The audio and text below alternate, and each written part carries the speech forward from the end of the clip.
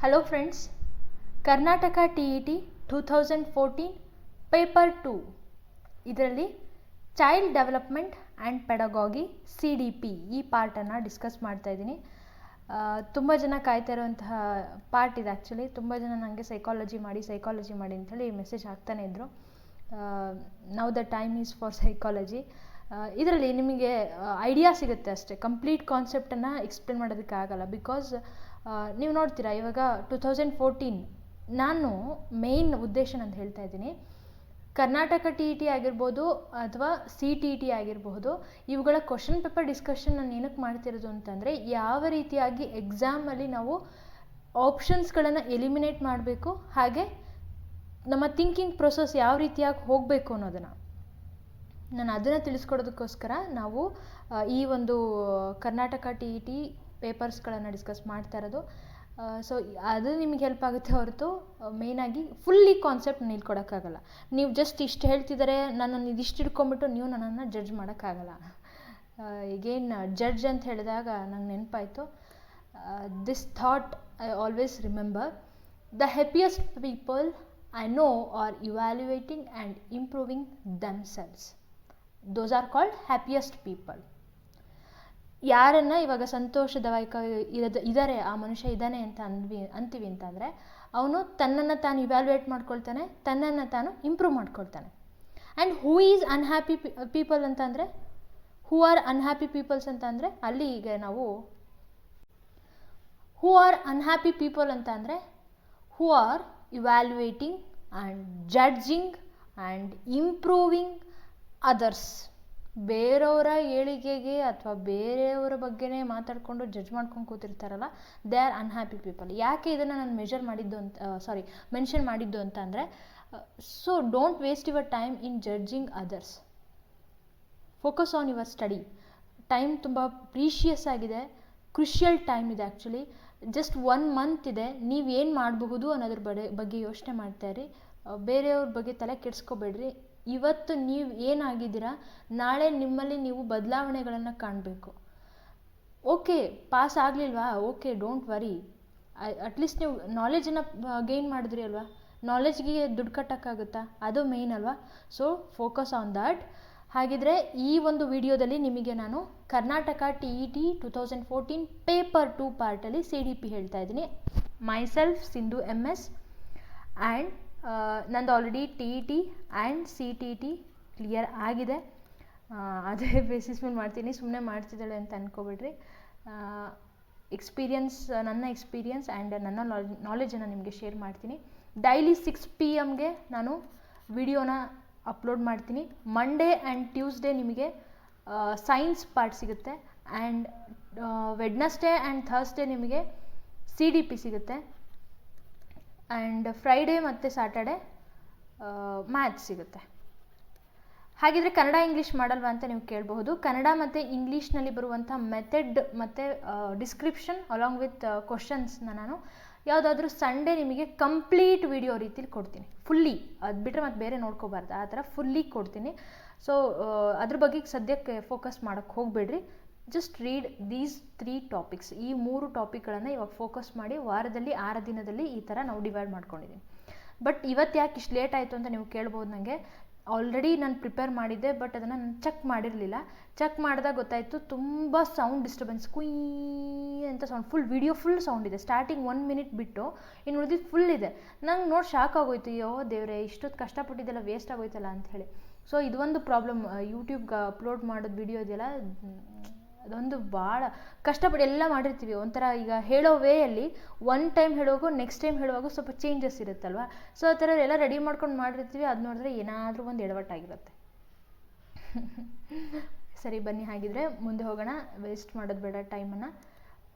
Stay connected, miss ಮಾಡಬೇಡಿ. ಕಮ್ಯುನಿಟಿಲಿ ಸಹಿತ ನಾನು ನಿಮಗೆ ಏನಾದರೂ ಇನ್ಫಾರ್ಮೇಷನ್ಸ್ನ ಕೊಟ್ಟಿರ್ತಿರ್ತೀನಿ, ಅಲ್ಲೂ ಸಹಿತ ನೀವು ನನ್ನ ಫಾಲೋ ಮಾಡಬಹುದು. ಇನ್ಸ್ಟಾಗ್ರಾಮಲ್ಲೂ ಸಹಿತ ಸಿಗ್ತೀನಿ. ನಮ್ಮ ಟೆಲಿಗ್ರಾಮ್ ಗ್ರೂಪ್ ಇದೆ, TET ಡಿಸ್ಕಷನ್ ಅಂತ ಹೇಳಿ, ಹಾಗೆ CTET KTET ಅಂತ ಹೇಳಿ, ಅಲ್ಲೂ ಸಹಿತ ನೀವು ಜಾಯ್ನ್ ಆಗ್ಬೋದು. ಏನಾದರೂ ಕ್ವಶನ್ಸ್ಗಳ ಕೇಳೋದಿದ್ರೆ, ಎನಿ ಡೌಟ್ಸ್ ಇತ್ತು ಅಂತಂದರೆ ಕೇಳಬಹುದು. ಸುಮ್ಮನೆ ಲೈವ್ ಬರ್ತಾರೆ ಯಾರಿಗೋ ಜೊತೆ ಕುತ್ಕೊಂಡು ಕೇಳ್ತೀನಿ. ನೋ, ಯಾವುದೋ ಒಂದು ಕೋರ್ಸ್, ನೋ, ಟಿಗೆ ಯಾವುದೇ ರೀತಿಯಾದಂಥ ಕೋರ್ಸ್ ನೆಸೆಸಿಟಿ ಇಲ್ಲ. ಸೀರಿಯಸ್ಲಿ ಹೇಳ್ತಾ ಇದ್ದೀನಿ, ನೆಸೆಸಿಟಿ ಇಲ್ಲ. ನೀವೇ ಕುತ್ಕೊಂಡು ಓದಬೇಕಾಗಿರೋಂಥದ್ದು ಇದು. ನಿಮ್ಮಲ್ಲಿ ನೀವು ಬದಲಾವಣೆಗಳನ್ನು ಕಾಣ್ತಾ ಬಂದ್ರಿ ಅಂತಂದರೆ 100% ನೀವು ಟಿ ಅಥವಾ CET ಪಾಸ್ ಮಾಡೋಕ್ಕೆ ಸಾಧ್ಯ ಆಗುತ್ತೆ. You have to change yourself ಅಷ್ಟೇ. ಯಾವುದೇ ಕೋರ್ಸ್ಗೆ ಹೋದ್ರೂ ಎಷ್ಟು ದುಡ್ಡು ಕೊಟ್ರು ವೇಸ್ಟ್, ಹೈಲಿ ವೇಸ್ಟ್. ಕುತ್ಕೊಂಡು ಓದ್ಕೊಳ್ರಿ ಪಕ್ಕ. ಇದೇನು UPSC ಎಕ್ಸಾಮ್ ರೇಂಜಿಗೇನು ಕಷ್ಟ ಇರಲ್ಲ ಪಕ್ಕ, ಅದಂತೂ ನಾನೇ ಭರವಸೆ ಕೊಡ್ತೀನಿ ನೋಡಿರಿ. ಹೇಳ್ಬೋದು ಅವಾಗ ಟಿ ಏನು ಭಾಳ ಈಸಿ ಆ ಥರ, ಹಂಗೂ ಅಲ್ಲ. ಹಾಗಂತ UPSC ಥರ ನೀವು ಅಷ್ಟು ಓದ್ಕೊಂಡು ಕೂರಬೇಕು ಹಂಗೆ ಆ ಥರನೂ ಅಲ್ಲ. ಯು ಕ್ಯಾನ್ ಎಲಿಜಿಬಲ್, 90 ತೆಗೆದ್ರೆ ಎಲಿಜಿಬಲ್. ಅದೇನು ಕಷ್ಟನಾ ಕೂತ್ಕೊಂಡು ಓದಿದ್ರೆ? ನೋ. ಸರಿ, ಬನ್ನಿ ಸ್ಟಾರ್ಟ್ ಮಾಡೋಣ without wasting time. Which of the following is the characteristic of growth? ಇಲ್ಲಿ ಕೊಟ್ಟಿರೋದು ಬೆಳವಣಿಗೆಯ ಒಂದು ಗುಣಲಕ್ಷಣವನ್ನು ಕೊಟ್ಟಿದ್ದಾರೆ, ಅದನ್ನು ನೀವಿಲ್ಲಿ ಐಡೆಂಟಿಫೈ ಮಾಡಬೇಕು. ಗ್ರೋತ್ ಅನ್ನೋದು ಹೇಗಿರುತ್ತೆ ಥಿಂಕ್ ಮಾಡಿ. ಅಪ್ ಟು ದ ಏಜ್ ಏನಾಗುತ್ತೆ, ಅದು ಕಂಟಿನ್ಯೂಸ್ ಇರಬಹುದು, ಬಟ್ ಒಂದು ಸ್ಟೇಜಲ್ಲಿ ಅದೇನಾಗುತ್ತೆ ಸ್ಟಾಪ್ ಆಗುತ್ತೆ, ಹೌದಲ್ವಾ? ಸೊ ಅದನ್ನು ನಾವು ಗ್ರೋತ್ ಅಂತೀವಿ. But what is the development? ಹಾಗಿದ್ರೆ ಡೆವಲಪ್ಮೆಂಟ್ ಅಂತ ಅಂದರೆ ಅದು it gross, it continuously progress ಆಗ್ತಾನೆ ಇರುತ್ತೆ, ಚೇಂಜಸ್ ಆಗ್ತಾ ಇರುತ್ತೆ. ಡೆವಲಪ್ಮೆಂಟ್ ಅಂತ ತೊಗೊಂಡ್ರೆ ಮತ್ತೆ ಯಾವ area, sub area, scope of areas ಅದನ್ನು ತಗೊಳ್ತೀವಿ. ಏರಿಯಾದ ಮೇಲೆ ಡಿಪೆಂಡ್ ಮಾಡ್ತೀವಿ ನಾವು. ಎಷ್ಟೇ ಎಂಥ ಕಾಂಪ್ಲೇಂಟ್ ಕೊಡಿಸಿದ್ರು ಆಮೇಲೆ ಗ್ರೋತ್ ಅನ್ನೋದು ನೆಕ್ಸ್ಟ್ ಕಂಟಿನ್ಯೂ ಆಗಲ್ಲ ಆಫ್ಟರ್ ದ ಸಮ್ ಏಜ್ ಅಲ್ವಾ? ಸೊ ಅದಕ್ಕೋಸ್ಕರ ಈ ಕ್ಯಾರೆಕ್ಟರಿಸ್ಟಿಕ್ಸ್ ಆಫ್ ಗ್ರೋತ್ ಆಗಿರ್ಬೋದು, difference between growth and development ಆಗಿರಬಹುದು, ಆ್ಯಂಡ್ ಪ್ರಿನ್ಸಿಪಲ್ಸ್ ಆಫ್ ಡೆವಲಪ್ಮೆಂಟ್ ಆಗಿರ್ಬೋದು, ಇದ್ರ ಮೇಲೆ ಎಕ್ಸಾಮಲ್ಲಿ ನಿಮಗೆ 100% ಕೇಳ್ತಾರೆ. ಎಕ್ಸಾಮಲ್ಲಿ ಪಕ್ಕಾ ಕೇಳ್ತಾರೆ. ಅದರಲ್ಲೂ ನೀವು CTETಗೆ ಹೋದ್ರಿ ಅಂತಂದರೆ ಅದರಲ್ಲಂತೂ ಎಷ್ಟು ಕ್ವಶನ್ಸ್ ಅದ್ರದ್ದು ರಿಲೇಟೆಡೇ ಇರುತ್ತೆ. ಪ್ರತಿ ವರ್ಷ ಡೆವಲಪ್ಮೆಂಟ್ ಆ್ಯಂಡ್ ಗ್ರೋತ್ ಮೇಲೆ ಫಸ್ಟ್ ಆರ್ ಸೆಕೆಂಡ್ ಕ್ವಶನಲ್ಲಿ ಯೂಶ್ವಲಿ ನೀವು ನೋಡಿರಬಹುದು ಕೇಳಿರ್ತಾರೆ. ಆದರೂ ಸಹಿತ we fail to answer that question. ಆಮೇಲೆ ಕರೆಕ್ಟ್ ಅಲ್ವಾ, ಹೌದಲ್ವಾ ಅಂತ ಅನಿಸುತ್ತೆ. ಸೊ ಪ್ಲೀಸ್ ಕಾಮಾಗಿ ಕುತ್ಕೊಂಡು ಓದಿ ಈ ಚಾಪ್ಟರ್. ಮುಂದೆ ತುಂಬ ಕನ್ಫ್ಯೂಸಿಂಗ್ ಮಾಡುವಂಥ ಚಾಪ್ಟರ್ ಇದು. ಅದಕ್ಕೋಸ್ಕರ ಸ್ವಲ್ಪ ಕಾಮಾಗಿ ಕುತ್ಕೊಂಡು ಏನು ಆ ಕಡೆ ಈ ಕಡೆ ಟೆನ್ಷನ್ ಇಲ್ದಂಗೆ ಕುತ್ಕೊಂಡ್ಬಿಟ್ಟು ಒಂದಿನ ಕಂಪ್ಲೀಟಾಗಿ ಸ್ಪೆಂಡ್ ಮಾಡಿರಿ ಈ ಚಾಪ್ಟರ್ಗೋಸ್ಕರ. ಅಂದರೆ ಆ ದಿನ ಸೈಕಾಲಜಿ ಬೇರೆ ಕಾನ್ಸೆಪ್ಟ್ ಓದಬಾರ್ದು ಅಂತ, ಆ ದಿನ ಬರೀ ಇದೊಂದೇ ಚಾಪ್ಟರ್ ಅಂತ ಹೇಳ್ತಿಲ್ಲ ನಾನು. ಈ ಸೈಕಾಲಜಿ ಪಾರ್ಟ್ ನೀವೇನು ಓದ್ತಿದ್ರೆ ಆ ದಿನ ಅದೊಂದೇ ಓದಿ, ಉಳಿದಿರೋ ಟೈಮಲ್ಲಿ ಬೇರೆ ಬೇರೆ ಸಬ್ಜೆಕ್ಟ್ ವಾಟ್ ಎವರ್ ನಿಮ್ಮ ಟೈಮ್ ಟೇಬಲ್ ಪ್ರಕಾರ ನೀವು ಫಾಲೋ ಮಾಡ್ಕೊಳ್ಳಿ. ವಿತೌಟ್ ಟೈಮ್ ಟೇಬಲ್ ನೀವು ಏನೇ ಓದ್ಕೊಂಡ್ರು ಅದೊಂಥರ ನಿಮಗೆ ಕಂಫರ್ಟ್ ಅನ್ಸಲ್ಲ, ಕಂಪ್ಲೀಟ್ ಅನ್ಸಲ್ಲ. ಟೈಮ್ ಟೇಬಲ್ ಹಾಕ್ಕೊಳ್ಳಿ, ಫಸ್ಟ್ ಟೈಮ್ ಟೇಬಲ್ ಹಾಕ್ಕೊಳ್ಳಿ. ಟೈಮ್ ಟೇಬಲ್ ಹಾಕ್ಕೊಂಡು ಫಾಲೋ ಆಗುತ್ತೋ ಬಿಡುತ್ತೋ ಸೆಕೆಂಡ್ರಿ, ಹಾಕ್ಕೊಳ್ಳಿ. ಫಸ್ಟ್ ಹಾಕ್ಕೊಳ್ಳೋದನ್ನು ಕಲೀರಿ, ಹಾಕ್ಕೊಳ್ಳಿ. ಅದು ಫಾಲೋ ಆಗ್ತಿಲ್ಲ 1 ಡೇ 2 ಡೇ ವಾಟ್ ಎವರ್ ಅದು ಏನಾದರೂ ಆಗಲಿ, ಬಟ್ ಟೈಮ್ ಟೇಬಲ್ ಹಾಕ್ಕೊಂಡು ಟ್ರೈ ಮಾಡಿರಿ. ಅಟ್ಲೀಸ್ಟ್ ಅದು ಇದೆ ಅಂತನಾದರೂ ನೀವು ಸ್ವಲ್ಪ ದಿನ ಫಾಲೋ ಮಾಡ್ತೀರಾ. ಮಧ್ಯದಲ್ಲಿ ಬಿಟ್ಟರು ಸಹಿತ ಹಾಕ್ಕೊಂಡೆ ಏನೂ ಮಾಡಲಿಲ್ಲ, ನಿಮಗೆ ನೀವೇ ಬೈಕೊಂಡು ಸ್ಟಾರ್ಟ್ ಮಾಡ್ಕೊಳ್ತೀರಾ. So changes in our self, that is the main ಅಲ್ವಾ? ಅದಕ್ಕೋಸ್ಕರ. ಹಾಗಿದ್ರೆ ಇಲ್ಲಿ ಕರೆಕ್ಟ್ ಆದಂಥ ಆನ್ಸರ್ ಯಾವುದು ಹೇಳಿದ್ದೀರಾ ಅಂದ್ಕೊಳ್ತೀನಿ. ಸ್ಟ್ಯಾಟಿಕ್, ನಿಶ್ಚಲತೆ, ಹೌದಲ್ವಾ? ಇದು ಸ್ಟ್ಯಾಟಿಕ್ ಆರ್ ಸ್ಟ್ಯಾಗ್ನೆಂಟ್ ಏನಾದರೂ ಹೇಳಬಹುದು. ಓಕೆ, ಪ್ರಿನ್ಸಿಪಲ್ಸ್ ಆಫ್ ಡೆವಲಪ್ಮೆಂಟ್ ಇದನ್ನು ಬಿಟ್ಟು ಮತ್ತೆ ಬೇರೆ ಯಾವುದ್ಯಾವುದು ಇಂಪಾರ್ಟೆಂಟ್ ಆಗುತ್ತೆ. ಇನ್ನು ಉಳಿದಿರೋದೆಲ್ಲ ನೀವು ಓದಿರ್ತೀರ. ಈಗ ಪ್ರಾಕ್ಸಿಮೋಡಿಸ್ಟಲ್ ಆ್ಯಂಡ್ ಮತ್ತು ಇದು ಪ್ರಾಕ್ಸಿಮೋಡಿಸ್ಟಲ್ ಅಂತ ಅಂದರೆ it is from central to arms, central to outside, ಅದನ್ನು ನಾವೇನಂತ ಕರೆಯೋದು ಪ್ರಾಕ್ಸಿಮೋಡಿಸ್ಟಲ್. ಸೆಫಲೋಕಾರ್ಡಲ್ ಅಂತ ಅಂದರೆ ಏನು? ಹಾಗಿದ್ರೆ ಸೆಫಲೋ ಸ್ಪೆಲ್ಲಿಂಗು ಸ್ವಲ್ಪ ಓಕೆ, ಸೆಫಲೋಕಾರ್ಡಲ್ ಇದನ್ನು ನಾವು it's from head to toe or head to downward. It is vertically. Proximodistal it is horizontally. ಗೊತ್ತಾಗ್ತಿದೆಯಾ? Proximodistal it is horizontal, cephalocaudal it is from up to down. ಅಂದರೆ this is vertical direction. And ಇದನ್ನು ಬಿಟ್ಟು unilateral, bilateral to unilateral ಇದಿರುತ್ತಲ್ಲ. ಇದು ಹೆಂಗೆ ಅಂತಂದರೆ, ಇವಾಗ ನೀವು ಬಾಲ್ ಹಾಕಿದಾಗ ಕೈ ಹೀಗೆ, ಸಣ್ಣ ಮಕ್ಕಳು ಏನು ಮಾಡುತ್ತೆ ಇದೇ ಸೈಜ್ ಹಾಕುತ್ತೆ. ಸಣ್ಣ ಕೈ ಮಾಡ್ಕೊಳ್ಳೋದು, ದೊಡ್ಡ ಕೈ ಮಾಡ್ಕೊಳ್ಳೋದು, ಬಾಲ್ನ ಸೈಜ್ ನೋಡ್ಕೊಂಡ್ಬಿಟ್ಟು ಕ್ಯಾಚಿಗೆ ರೆಡಿ ಮಾಡ್ಕೊಳ್ಳೋದು, ಅದೆಲ್ಲ ಯಾವಾಗ ಬರುತ್ತೆ? ಡೆವಲಪ್ಮೆಂಟ್ ಆಗ್ತಾ ಗೊತ್ತಾಗುತ್ತೆ. ಹೌದು. ಆದರೆ ಇವಾಗ ಕೆಲವೊಮ್ಮೆ ಊಟ ಮಾಡಬೇಕು ಅಂದಾಗ ಊಟಕ್ಕೆ ಕೂರಿಸಿರ್ತೀರ ಮಕ್ಕಳನ್ನ ಕೆಳಗಡೆ, ಎರಡೂ ಕೈಯಲ್ಲೂ ತಿಂತವ, ಕೈ ಸಿಕ್ಕಿದ್ದೆಲ್ಲ ಹಿಂಗೆ ತಿಂತಿರ್ತವೆ. ಬಟ್ ಅದೇ ಅವ್ರು ಸ್ವಲ್ಪ ದೊಡ್ಡವರಾದಾಗ ಕ್ಲೀನಾಗಿ ತೊಗೊಂಡು ಒಂದೇ ತುತ್ತಲ್ಲಿ ಕೈ ತೊಗೊಂಡು ಹಿಂಗೆ ತಿಂತವೆ, ಹೌದಾ? ನೆಕ್ಸ್ಟ್ ಕೈಗೇನೋ ಬಲಗೈ ಗಾಯ ಆಯ್ತಪ್ಪ, ಅವಾಗ ಏನು ಮಾಡ್ತವೆ, ಈ ಕಡೆ ಕೈ ತೊಗೊಂಡು ಜಸ್ಟ್ ಪ್ರಾಕ್ಟೀಸ್ ಆಗಿರುತ್ತಾ. This is development. This is bilateral and unilateral. ಓಕೆನಾ? Bilateral to unilateral, general to specific. And ಮತ್ತು ಇನ್ನೂ ಬರುತ್ತೆ ಆ್ಯಕ್ಚುಲಿ, ತುಂಬ ಚೆನ್ನಾಗಿದೆ ಆ್ಯಕ್ಚುಲಿ. ಆಮೇಲೆ ಇನ್ನೋರು ಹೆಟಿರೋನೊಮಿ ಟು ಆಟೋನೊಮಿ, ಅಂದರೆ ಅವರು ಪೇರೆಂಟ್ಸ್ ಮೇಲೆ ಡಿಪೆಂಡ್ ಆಗಿರ್ತಾರೆ. ಅಥವಾ ಹೆಟಿರೋ ಅಂತಂದ್ರೇನು, ಅದರ್ಸ್, ಮೋರ್, ಜಾಸ್ತಿ ಬೇರೆಯವ್ರ ಜೊತೆಗೆ. ಅಲ್ಲೇನಾಗುತ್ತೆ, ಬೇರೆಯವ್ರ ಮೇಲೆ ಡಿಪೆಂಡ್ ಆಗಿರ್ತಾರೆ. ಟು ಆಟೋನೊಮಿ, ಕೊನೆಗೇನಾಗುತ್ತೆ ಸೆಲ್ಫ್ ಎಂಪ್ಲಾಯ್ಮೆಂಟ್, ಸೆಲ್ಫ್ ಮನಿ ನೋಡ್ಕೋಬೇಕು, ಸೆಲ್ಫ್ ನಾನು ಲೀಡ್ ಮಾಡಬೇಕು ನನ್ನ ಲೈಫು. ಆ ಥರ ಏನಾಗುತ್ತೆ, ತನ್ನ ಒಂದು ಬೇರೆಯವ್ರ ಬಗ್ಗೆ ಯೋಚನೆ ಮಾಡ್ತಿದ್ದು ಕೊನೆಗೆ ತನ್ನ ಬಗ್ಗೆ ತಾನು ಯೋಚನೆ ಮಾಡ್ಕೊಳ್ಳೋದು. ಈ ಥರ ಎಲ್ಲದ ಫೀಲ್ಡಲ್ಲೂ ಸಹಿತ ಏನಾಗುತ್ತೆ, ಬ್ಯಾಲೆನ್ಸ್ ಆಗಿ ತುಂಬ ಬೇರೆಯವ್ರ ಮೇಲೆ ಇದ್ದಿದ್ದೇನಾಗುತ್ತೆ, ಸೆಲ್ಫ್ ಕಡೆಗೆ ಬರುತ್ತೆ. That is called heteronomy to autonomy. Okay, ಇದೇ ರೀತಿಯಾಗಿ ನೆಕ್ಸ್ಟ್ ಮೇಯ್ನ್ ಬಿರೋದೇ ಬಿಟ್ಟೆ ನೋಡ್ರಿ, environment and heredity. Environment and heredity, this is also important. ಯಾವಾಗಲೂ ಹೆರಿಡಿಟಿನೇ ಇಂಪಾರ್ಟೆಂಟ್ ಅಲ್ಲ, ಹಾಗಂತ ಯಾವಾಗಲೂ ಎನ್ವಿರಾನ್ಮೆಂಟ್ ಅಷ್ಟೇ ಇಂಪಾರ್ಟೆಂಟು ಅಲ್ಲ. Both are important for development. ಮೇಯ್ನಾಗಿ ಈಗ ಹೆರಿಡಿಟಿ ಇಲ್ಲ, ಅದು ನಮ್ಮ ಕೈಲಿ ಇತ್ತಾ? ಇಲ್ಲ. ಅಟ್ಲೀಸ್ಟ್ ಹಾಗಿದ್ರೆ ಎನ್ವಿರಾನ್ಮೆಂಟ್ ಕಡೆ ಏನಾದರೂ ಫೋಕಸ್ ಮಾಡ್ಬೋದಲ್ವಾ? ಈಗಲೂ ಸಹಿತ ಇಷ್ಟು ದಿನ ಆದ್ರೂ ನಾವು TET ಕಡೆನೇ ಫೋಕಸ್ ಮಾಡ್ತಿದ್ದೀವಿ. UPSC ಕಡೆ ಫೋಕಸ್ ಮಾಡಿದಿದ್ರೆ TET ಯಾವ ಲೆಕ್ಕನೂ ಅಲ್ಲ. Just it is based on our environment ಅಲ್ವಾ? So think like that. ನಿಮ್ಮನ್ನು ನೀವು ಚೀಪ್ ಅನ್ನೋ ಥರ ಥಿಂಕ್ ಮಾಡಬೇಡಿ, ನಿಮ್ಮ ರಿಚಾಗಿ ಥಿಂಕ್ ಮಾಡಿ. ಮೇಯ್ನಾಗಿ ನಿಮ್ಮನ್ನು ನೀವು ರೆಸ್ಪೆಕ್ಟ್ ಕೊಡೋದನ್ನು ಬಿಡಬೇಡಿ. ಫಸ್ಟ್ ಚೇಂಜಸ್ ಕಾಣಿ ನಿಮ್ಮ ಮೇಲೆ. ಇನ್ನೂ ತುಂಬ ಇದ್ದಾವೆ. ಇನ್ನು ಒಂದು ಪಾಯಿಂಟ್ ಇದೆ, ದಟ್ ಈಸ್ ಇಂಪಾರ್ಟೆಂಟ್. ಆ್ಯಕ್ಚುಲಿ ನಾನು ಅದನ್ನು ಬೇರೆ ಎಲ್ಲೂ ನೋಡಿಲ್ಲ, ಆ ಪಾಯಿಂಟನ್ನು ಬುಕ್ಸಲ್ಲಾಗಲಿ ಎಲ್ಲೂ ನೋಡಿಲ್ಲ. ಅದು ಒಂದು ನಾನು ಇನ್ಕ್ಲೂಡ್ ಮಾಡೋದಕ್ಕೆ ಟ್ರೈ ಮಾಡ್ತಿದ್ದೀನಿ. ದಟ್ ಈಸ್ ಆರ್ಥೋಜೆನೆಟಿಕ್ ಡೆವಲಪ್ಮೆಂಟ್ ಅಥವಾ ಆರ್ಥೋಜೆನೆಟಿಕ್ ಪ್ರಿನ್ಸಿಪಲ್ ಹೀಗೂ ಕರೀತಾರೆ. It is not related with any development ಅನ್ನೋ ಥರ, ಇದು ಯಾವುದೋ ಒಂದು ಬಾಡಿ ರಿಲೇಟೆಡು ಅಥವಾ ಏನೋ ಹ್ಯೂಮನ್ಸ್ ಆ ಥರದ್ದಲ್ಲ. ಆದರೆ it depends on the task related. ಇದು ಅಂದರೆ ಟಾಸ್ಕ್ ಹೇಗೆ ಸ್ಟಾರ್ಟ್ ಆಗುತ್ತೆ ಅಂತಂದರೆ ಸಿಂಪಲ್ ಟು ಕಾಂಪ್ಲೆಕ್ಸ್ ಸೈಡ್. ಗೊತ್ತಾಗ್ತಿದೆಯಾ? ಅದನ್ನು ಹೇಳೋದು ಯಾವುದು? ಈ ಆರ್ಥೋಜೆನೆಟಿಕ್ ಪ್ರಿನ್ಸಿಪಲ್. ಈ ವರ್ಡ್ ಸಹಿತ ಕೇಳಿಲ್ಲ ಅಂತಂದರೆ ಪ್ಲೀಸ್ ಡೂ ನೋಟ್ ಡೌನ್, ಇದು ಬುಕ್ಸಲ್ಲಿ ಇಲ್ಲ. ಓಕೆ, ಮುಂದೆ ನೆಕ್ಸ್ಟ್.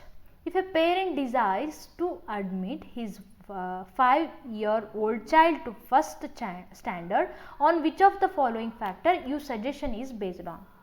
ಜಸ್ಟ್ ಥಿಂಕ್, ಒಬ್ಬ ಪೇರೆಂಟ್ ಏನು ಮಾಡ್ತಿದ್ದಾರೆ, 5 ವರ್ಷ ಮಗುನ ಫಸ್ಟ್ ಸ್ಟ್ಯಾಂಡರ್ಡಿಗೆ ಸೇರ್ಸಕ್ಕೆ ಹೋಗ್ತಿದ್ದಾರೆ.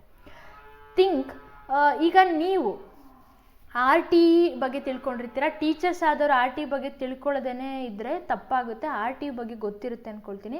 ಈ RTE ಬಗ್ಗೆ ಗೊತ್ತಿರೋರಾಗಿದ್ದರೆ ಫಸ್ಟ್ ಸ್ಟ್ಯಾಂಡರ್ಡಿಗೆ ಸೇರಿಸುವಾಗ ಮಗುವಿನ ಒಂದು ಏಜ್ ಏನಿರುತ್ತೆ ಕಮೆಂಟ್ ಮಾಡಿ. ಓಕೆ, ಇಲ್ಲಿ ನೀವು ನೋಡ್ತಿದ್ರೆ ಪೇರೆಂಟ್ ಒಬ್ಬರು ಏನು ಮಾಡ್ತಿದ್ದಾರೆ, 5 ಇಯರ್ ಚೈಲ್ಡ್, ಒಂದು ಹುಡುಗ ಇದೆ, ಅವ್ರ ಹುಡುಗಿ ಇದೆ ಏನೋ, ಅಲ್ಲಿ ಇವಾಗ ಫಸ್ಟ್ ಸ್ಟ್ಯಾಂಡರ್ಡಿಗೆ ಸೇರಿಸ್ತಾ ಇದ್ದಾರೆ. ಈಗ ನಮ್ಮ ಸಜೆಷನ್ ಇವಾಗ ಯಾವುದ್ರ ಮೇಲೆ ಇರಬೇಕು? ಓಕೆ, ಫಸ್ಟ್ ಒನ್ ಮೋಟಿವೇಶನ್, ಅಭಿಪ್ರೇರಣೆ. ಮಗು ನಾನು ಈ ಥರ ದೊಡ್ಡವನಾಗಿ ನಾನು ಎಷ್ಟು ದುಡ್ದು ನಮ್ಮಪ್ಪ ಅಮ್ಮ ಹಾಗೆ ಹೀಗೆ ಅಷ್ಟೊಂದು ಆ ಏಜಲ್ಲಲ್ಲ, ನನಗೆ ಬಿಟ್ಟರೆ ಸಾಕು ಓಡೋಗ್ತೀನಿ ಅನ್ನೋ ಲೆವೆಲ್ಲ ಪಾಪದು. ನೆಕ್ಸ್ಟ್ ಮೆಚುರೇಷನ್ನು ನೆಕ್ಸ್ಟ್ ಬರೋಣ. Memory, interest. ನನಗೆ ಇಂಟ್ರೆಸ್ಟ್ ಇಲ್ಲಪ್ಪ, ನನಗೀಗ ಫಸ್ಟ್ ಸ್ಟ್ಯಾಂಡರ್ಡ್ ಮಾಡೋಕ್ಕೆ ಇಂಟ್ರೆಸ್ಟ್ ಇಲ್ಲ, ಸೆಕೆಂಡ್ ಸ್ಟ್ಯಾಂಡರ್ಡ್ ಮಾಡೋಕ್ಕೆ ಇಂಟ್ರೆಸ್ಟ್ ಇದೆ, ನನಗೆ ಸೇರಿಸ್ತೀರಾ? ಆ ಥರ ಆ ಹುಡ್ಗಂಗೆ ಕೇಳೋಕ್ಕಾಗುತ್ತೆ ನಾವು? ಇಲ್ಲ. ಸೊ ಆ ಮಗುಗೆ ನಾವು ಯಾವ ರೀತಿಯಾಗಿ ನಾವು ಸಜೆಷನ್ ಕೊಡ್ಬೋದಾಗಿದ್ರೆ, ಆ ಮಗುವಿನ ಒಂದು ಪಕ್ವತೆನ ನಾವು ಕನ್ಸಿಡರ್ ಮಾಡಿ ಅಲ್ಲಿ ನಾವು ಸಜೆಷನ್ ಕೊಡೋದಕ್ಕೆ ಸಾಧ್ಯ ಆಗುತ್ತೆ. So the correct answer is ಪಕ್ವತೆ, maturation. If the mental age of Mohan is 8 years and his chronological age is 10 years, the intelligent quotient of Mohan is, take the time, do yourself. Intelligent quotient formula ಗೊತ್ತಿದೆಯಾ? ಹಾಗಿದ್ರೆ ಮಾಡಿ. Try to do. ತುಂಬ ಜನ ಫಾಸ್ಟಾಗಿ ಹೇಳ್ಕೊಂಡು ಹೋಗ್ತೀರಾ, ನಮಗೆ pass ಕೊಡೋದೇ ಇಲ್ಲ. ಮಾಡೋದಕ್ಕೆ ಕೇಳಿ, ನಮಗೆ ಆನ್ಸರ್ ಕೇಳಿ, ನಾವಲ್ಲಿ ರಿಪ್ಲೈ ಮಾಡ್ತೀವಿ, ಲೈವ್ ಚಾಟಲ್ಲಿ ಹೇಳ್ತೀವಿ ಅಂತ ಹೇಳಿದ್ರು. ನಮ್ಮ ಇದ್ದಾರೆ ಹುಡುಗಿರು, ನಮ್ಮ ಹುಡುಗಿರು ಅವ್ರು ಹೇಳಿದ್ರು. ಅದಕ್ಕೋಸ್ಕರ ಸ್ವಲ್ಪ ಪಾಸ್ ಕೊಟ್ಟಿದ್ದೀನಿ. ನಿಮಗೆ ತುಂಬ ಪಾಸ್ ಆಗ್ತಿದೆ ಅಂತ ಅಂದರೆ ಯು ಕ್ಯಾನ್ ಫಾರ್ವರ್ಡ್, ಅವ್ರು ಸ್ವಲ್ಪ ಸ್ಕಿಪ್ ಮಾಡ್ಕೊಳ್ಳಿ. Okay, no problem. ನೋಡೋಣ ಇಲ್ಲಿ. ಹಾಗಿದ್ರೆ IQ, intelligent quotient means IQ. First ಇದ್ರ ಬಗ್ಗೆ ಹೋಗೋಕ್ಕಿಂತ ಸ್ವಲ್ಪ ಅದರ ಹಿಂದೆ ಬರೋಣ. ಮೆಂಟಲ್ ಏಜ್, ಈ ಕಾನ್ಸೆಪ್ಟನ್ನು ಕೊಟ್ಟವ್ರು ಯಾರು? That is, who is that? Binet or Binet, ಏನು ಹೇಳ್ತೀರಾ ನೋಡಿ. In which year? 1908. ನೆಕ್ಸ್ಟ್ ಅದೇ ರೀತಿಯಾಗಿ ಕಾನ್ಸೆಪ್ಟ್ ಆಫ್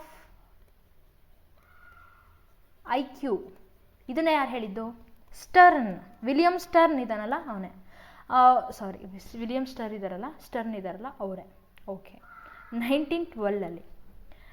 ಆ್ಯಂಡ್ ಈಗ ಇನ್ನೊಂದು ಬರುತ್ತೆ, that is a revised concept of IQ. He gave the formula for IQ, that is what? MA/CA into 100. Mental age by chronological age into 100. ದೈಹಿಕ ವಯಸ್ಸು ಹಾಗೂ ಮಾನಸಿಕ ವಯಸ್ಸು ಇವೆರಡನ್ನ ನಾವು ಕನ್ಸಿಡರ್ ಮಾಡಿರ್ತೀವಿ. ಮಾನಸಿಕ ವಯಸ್ಸು ಮೇಲಿದೆ, ಕ್ರೊನಾಲಜಿಕಲ್ ಏಜ್ ದೈಹಿಕ ವಯಸ್ಸು ಕೆಳಗಿದೆ. ಓಕೆ, ಸರಿ. ಇದನ್ನು ಕೊಟ್ಟವ್ರು ಯಾರು ಹಾಗಿದ್ರೆ? This is by Terman. Note this point, it is very very important. ಹಾಗಿದ್ರೆ ಇಲ್ಲಿ ನೀವು ಸಾಲ್ವ್ ಮಾಡಬಹುದಾ? ಆನ್ಸರ್ ಏನು ಅಂತ ಹೇಳ್ಬೋದಾ? MA ಎಷ್ಟಿದೆ? 8 ಇದೆ. ನೆಕ್ಸ್ಟ್ CA ಎಷ್ಟಿದೆ? 10 ಇದೆ. ಇಂಟು 100 ಆಯಿತು.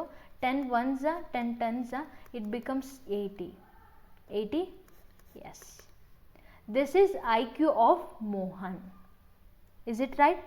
ಆ್ಯಂಡ್ ನೀವು ಗಮನಿಸಬೇಕಾಗಿರೋದು ಏನು ಅಂತಂದರೆ, ಇಲ್ಲಿ IQಗೆ ಯಾವುದೇ ರೀತಿಯಾದಂತಹ ಒಂದು ಯೂನಿಟ್ ಇಲ್ಲ, ಹೌದಲ್ವಾ? ಬಿಕಾಸ್ ಇಲ್ಲಿ ಇಯರ್ಸ್ ಇದೆ, ಇಲ್ಲೂ ಇಯರ್ಸ್ ಇದೆ, ಇಟ್ ಗೆಟ್ ಕ್ಯಾನ್ಸಲ್ಡ್. ಸೊ ಏನಾಗುತ್ತೆ ಅಲ್ಲಿ? IQಗೆ ಯಾವುದೇ ರೀತಿಯಾದಂಥದ್ದು ಯೂನಿಟ್ ಇಲ್ಲ. ಮುಂದೆ ಕೇಳ್ತಾರೆ what is the unit of IQ ಅಂತ ಹೇಳಿ. ಸೊ ಈಸಿಲಿ ತುಂಬ ಜನ ಏನು ಮಾಡ್ತಾರೆ, ಇಯರ್ಸ್. ನೀವು ಗೊತ್ತಿರೋರಾದರೆ ಓಕೆ, ಬಟ್ ಸಮ್ಟೈಮ್ಸ್ ನೀವು ಅಲ್ಲಿ ಎಷ್ಟೊಂದು ಗೊತ್ತಿರೋ ಕ್ವಶನ್ಸ್ಗಳನ್ನೇ ತಪ್ಪು ಮಾಡಿಬರ್ತೀವಿ. TETಲಿ ಎಕ್ಸಾಮ್ ಬರೀಬೇಕಾದ್ರೆ ಅಲ್ಲಿ OMR ಶೀಟ್ ಫಿಲ್ ಮಾಡಬೇಕಾದ್ರೆ 1 2 3 ಈ ಥರ ಸರ್ಕಲ್ ಇರುತ್ತಲ್ವ, 3 ಹಾಕಬೇಕು ಅಂತ ಅಂದ್ಕೊಂಡಿರ್ತೀವಿ, ಬಟ್ ಕ್ವಶನ್ ನಂಬರ್ ನೋಡಲ್ಲ, 2 ಹಾಕ್ಬಿಡ್ತೀವಿ. ಸೊ ಎಷ್ಟು ಮಿಸ್ ಆಗಿಬಿಡುತ್ತೆ ಅಂತಂದರೆ ಗೊತ್ತಿರೋದೆ, ಸಿಂಪಲ್ ಆಗಿರುತ್ತೆ, ಗೊತ್ತಿರೋದೇನೆ, ಬಟ್ ಟೆನ್ಷನ್. ಅಥವಾ ಅಲ್ಲಿರೋ ಯಾರೋ ಪಕ್ಕದಲ್ಲಿ ಬಂದು ಸೈನ್ ಮಾಡಿಸ್ಕೊಳಕ್ಕೆ ಬರ್ತಾರೆ, ಅದಕ್ಕೆ ಬರ್ತಾರೆ, ಇದಕ್ಕೆ ಬರ್ತಾರೆ, ಅವ್ರು ಚೂರು ಬೇರೆ ತಲೆ ತಿಂತಿರ್ತಾರೆ. ಪಾಪ ಅವ್ರ ಕೆಲಸ ಅವ್ರು ಮಾಡ್ತಾರೆ ಬಿಡ್ರಿ, ಆದರೆ ನಮಗಲ್ಲಿ ಒಂಥರ ಸ್ಟ್ರೆಸ್ ಅನಿಸ್ತಿರುತ್ತೆ, ಆ ಥರ ಆಗುತ್ತೆ. It's common. ಅದನ್ನು ನಾವು ಚೇಂಜ್ ಮಾಡ್ಕೋಬೇಕು. ಡೇ ಬೈ ಡೇ ಚೇಂಜ್ ಆಗ್ತಿರ್ಬೇಕಲ್ವ. ಹಿಂದಾಗಿದ್ದು ತಪ್ಪಲ್ಲ, ಈಗ ಆಗ್ತಿರೋದು ತಪ್ಪಲ್ಲ, ಮುಂದಾಗೋದನ್ನು ನಾವು ಬದಲಾಯಿಸಬೇಕು, ಚೇಂಜ್ ಮಾಡ್ಕೋಬೇಕು, ನಮ್ಮಲ್ಲಿ ನಾವು ಬದಲಾವಣೆ ಮಾಡ್ಕೋಬೇಕು. ಆಗ ಸಾಧ್ಯ ಆಗುತ್ತೆ, 100% ಆಗುತ್ತೆ. Because it is in our hand ಅಲ್ವಾ. ನೆಕ್ಸ್ಟ್ ಕ್ವಶನ್ ನೋಡೋಣ. Real biological entities that carry hereditary characteristics from one generation to another generation are. ಈ ಕ್ವಶನ್ಗೆ ನೀವೇ ಆನ್ಸರ್ ಮಾಡಿ. ಲೆಟ್ಸ್ ಟೇಕ್ ಚಾನ್ಸ್ ಕೊಡ್ತೀನಿ, ಟೈಮ್ ತಗೊಳ್ಳಿ, ಹೇಳಿ, ಆನ್ಸರ್ ಮಾಡಿ. Chromosomes, sperms, genes and ovaries. What is the correct answer?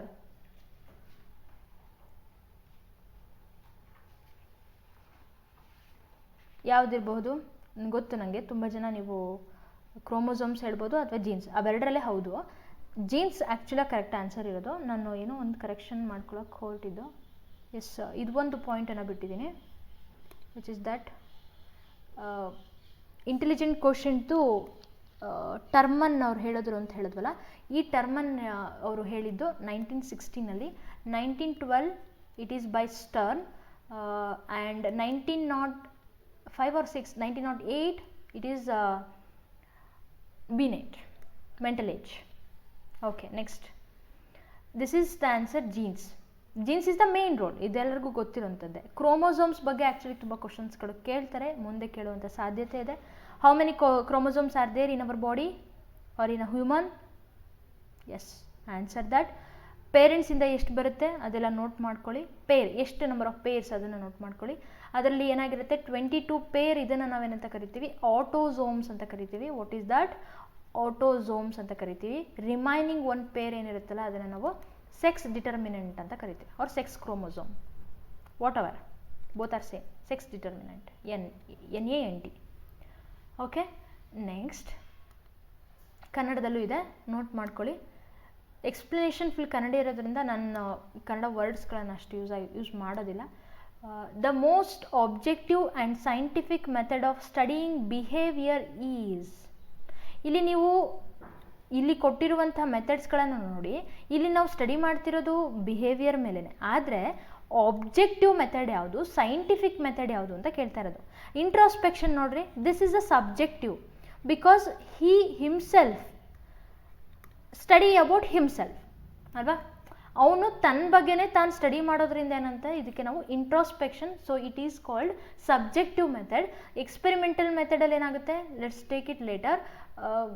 Next ಇದು case ಸ್ಟಡಿಯಲ್ಲಿ ಏನಾಗುತ್ತೆ, ಇದರಲ್ಲಿ ಓದ್ಬೋದು, ಇಲ್ಲ ಅಂತಲ್ಲ, ಅಂದರೆ ಇದರಲ್ಲಿ ನಾವು ಮತ್ತೆ ಒಂದು ಫೀಡ್ಬ್ಯಾಕನ್ನು ಪೇರೆಂಟ್ಸ್, ಅವ್ರ ರಿಲೇಟಿವ್ಸ್, ಅವ್ರ ಮನೆಯಲ್ಲಿ ಅಕ್ಕಪಕ್ಕದವ್ರದ್ದು ಅವರ ಪ್ರೀವಿಯಸ್ ಪರ್ಫಾರ್ಮೆನ್ಸ್ನ, ಹಾಗೆ ಅವರ ಪೇರೆಂಟ್ಸ್ನ ಒಂದು ಫೀಡ್ಬ್ಯಾಕ್ ಆಗಿರಬಹುದು, ಅವ್ರದ್ದು ಎಲ್ಲ ಈ ಥರ ಹೆಲ್ತ್ ಸರ್ಟಿಫಿಕೇಟ್ ಆಗಿರ್ಬೋದು, ಈ ರೀತಿಯಾಗಿ ಕನ್ಸಿಡರ್ ಮಾಡಿ ಮಾಡುವಂಥದ್ದು.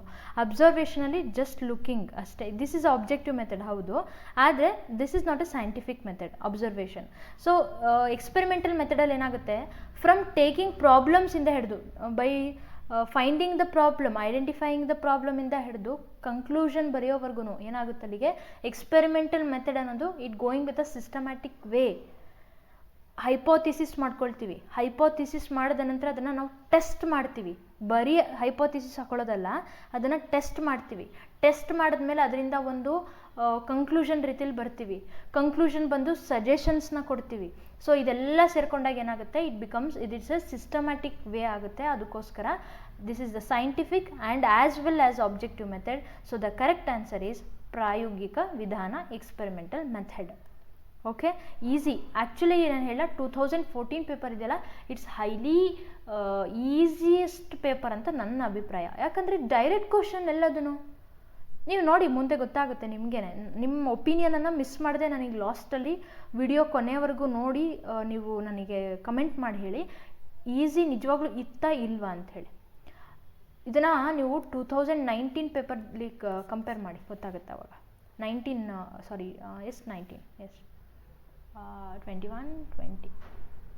ಪೇಪರ್ 2020 ಪೇಪರ್ ಅಲ್ವಾ? ಎಸ್.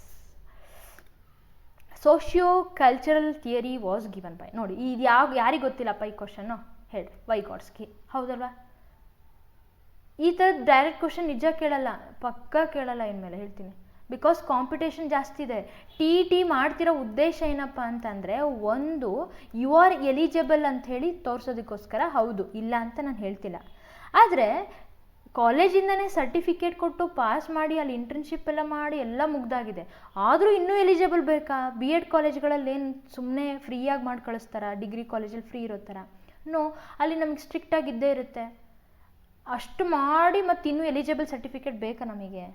ಥಿಂಕ್ ಮಾಡಿ. ಆ್ಯಕ್ಚುಲಿ ನನಗಂತೂ ಅನಿಸುತ್ತೆ, ಹೇಳ್ತಿದ್ದೀನಿ. ಆಮೇಲೆ ಈಗ ಎಲಿಜಿಬಲ್ದಾಯಿತು, ಇನ್ನೊಂದು ಕಡೆ ನಮ್ಮನ್ನು ಫಿಲ್ಟ್ರ್ ಮಾಡಬೇಕು ಅಂತ ಹೇಳಿ ಅಷ್ಟೇ. ತುಂಬ ಜನ ಇದ್ದಾರೆ, ತುಂಬ ಜನನ ಕರ್ಕೊಂಡ್ರೆ ಆಮೇಲೆ ಎಷ್ಟು ಜನಕ್ಕೆ ನಾವು ಗೌರ್ಮೆಂಟ್ ಜಾಬ್ ಕೊಡಬೇಕು, ಎಷ್ಟು ಜನಕ್ಕೆ ನಾವು ಗೌರ್ಮೆಂಟ್ನವರು ಸಾಕಬೇಕು ಇವ್ರನ್ನೆಲ್ಲ. ಸೊ ಫಿಲ್ಟ್ರ್ ಮಾಡಿಬಿಡೋಣ, ಇದೊಂದು ಎಕ್ಸಾಮ್ ಅಂತ ಹೇಳಿ ಮಾಡಿರೋದು. ಟಿ ಕೊಟ್ಟರು, ಟಿ ಮೇಲೆ ಇನ್ನೊಂದು CET ಅಂತ ಹೇಳಿ ಇಟ್ಟರು. ಅದ್ರ ಬದಲು ಅದರಲ್ಲೇ ಪಾರ್ಟ್ 1 ಪಾರ್ಟ್ 2 ನೆಕ್ಸ್ಟ್ ಡೇನೇ ಬೇಕಾದ್ರೆ ಇದ್ರೂ, ಅಥವಾ ಮಧ್ಯಾಹ್ನನೇ ಇನ್ನೊಂದು ಪೇಪರ್ ಮಾಡಿಕೊಂಡು ಮಾಡಬಹುದಿತ್ತಪ್ಪ. ಸುಮ್ಮನೆ ಬುದ್ಧಿ ಇಲ್ದವ್ರು ಮಾತಾಡ್ದಂಗೆ ಆಗ್ತಿದೆ ಆ್ಯಕ್ಚುಲಿ. ಬಟ್ ಈ ಥರ ಥಿಂಕ್ ಮಾಡೋದ್ರಲ್ಲಿ ತಪ್ಪೇನಿಲ್ಲ, ಬಿಕಾಸ್ ಆ್ಯಕ್ಟಿವ್ ಥಿಂಕಿಂಗ್ ಅಷ್ಟೇ. ಪಾಸಿಬಿಲಿಟೀಸ್ ಮಾತಾಡ್ತಿರ್ಬೇಕು, ಅದರಲ್ಲಿ ಏನಿಲ್ಲ. ಮೈಂಡ್ನ ಆ್ಯಕ್ಟಿವ್ ಇಟ್ಕೊಳ್ಳಿ ಅಷ್ಟೇ. ಬಂಡೂರ ಅವರು ಹೇಳಿರುವಂಥ ಥಿಯರಿ ಯಾವುದು ಹಾಗಿದ್ರೆ? Which is that theory? And Bruner ಅವ್ರು ಹೇಳಿರುವಂಥ ಥಿಯರಿ ಯಾವುದು? Just tell me. ಬಂಡೂರ ಅವ್ರದ್ದು social learning theory. It's also important, easy ಇದೆ, ತುಂಬಾ ಈಸಿ ಇದೆ. ಮತ್ತು ವೈಗಾಟ್ಸ್ಕಿ ಅವ್ರಿಗಾಗಲಿ ಮತ್ತು ಬಂಡೂರ ಅವ್ರಿಗಾಗಲಿ ಇರುವಂಥ ವ್ಯತ್ಯಾಸ ಇದೇನೆ. ಸೋಷಿಯಲ್ ಆಲ್ಮೋಸ್ಟ್ ಸೇಮ್, ಬಟ್ ಅವರು ಇನ್ನು ZPD ಸ್ಕ್ಯಾಫೋಲ್ಡಿಂಗ್ ಬಗ್ಗೆ ಹೇಳಿದ್ದು ವೈಗಾಟ್ಸ್ಕಿ ಅವರು. ಬ್ರೂನರ್ ಇದರಲ್ಲಿ ಏನಾಗುತ್ತೆ, ಇವ್ರದ್ದು ಅಬ್ಸರ್ವೇಷನಲ್ ಆರ್ ಡಿಸ್ಕವರಿ ಲರ್ನಿಂಗ್ ಅಂತಲೂ ಸಹಿತ ಹೇಳ್ಬೋದು, ಗೊತ್ತಿರುತ್ತೆ, ನೋಟ್ ಮಾಡ್ಕೊಳ್ಳಿ. ಈ ಥರನೇ ಏನಾದರೂ 2014 ಈ ಥರನೇ ತುಂಬ ಈಸಿಯಾಗಿ ಕ್ವಶನ್ಸನ್ನು ಕೇಳಿದ್ರು ಅಂತಂದರೆ ಇಟ್ ಮೇ ಹೆಲ್ಪ್ ಅಲ್ವಾ. ನೋಡಿರಿ, moral development theory was propounded by, ಯಾರಿಗೆ ಗೊತ್ತಿಲ್ಲಪ್ಪ ಇದು ಹೇಳ್ರಿ, ಕೈ ಎತ್ರಿ ಯಾರಿಗೆ ಗೊತ್ತಿಲ್ಲ ಇದು ಅಂತ ಹೇಳಿ.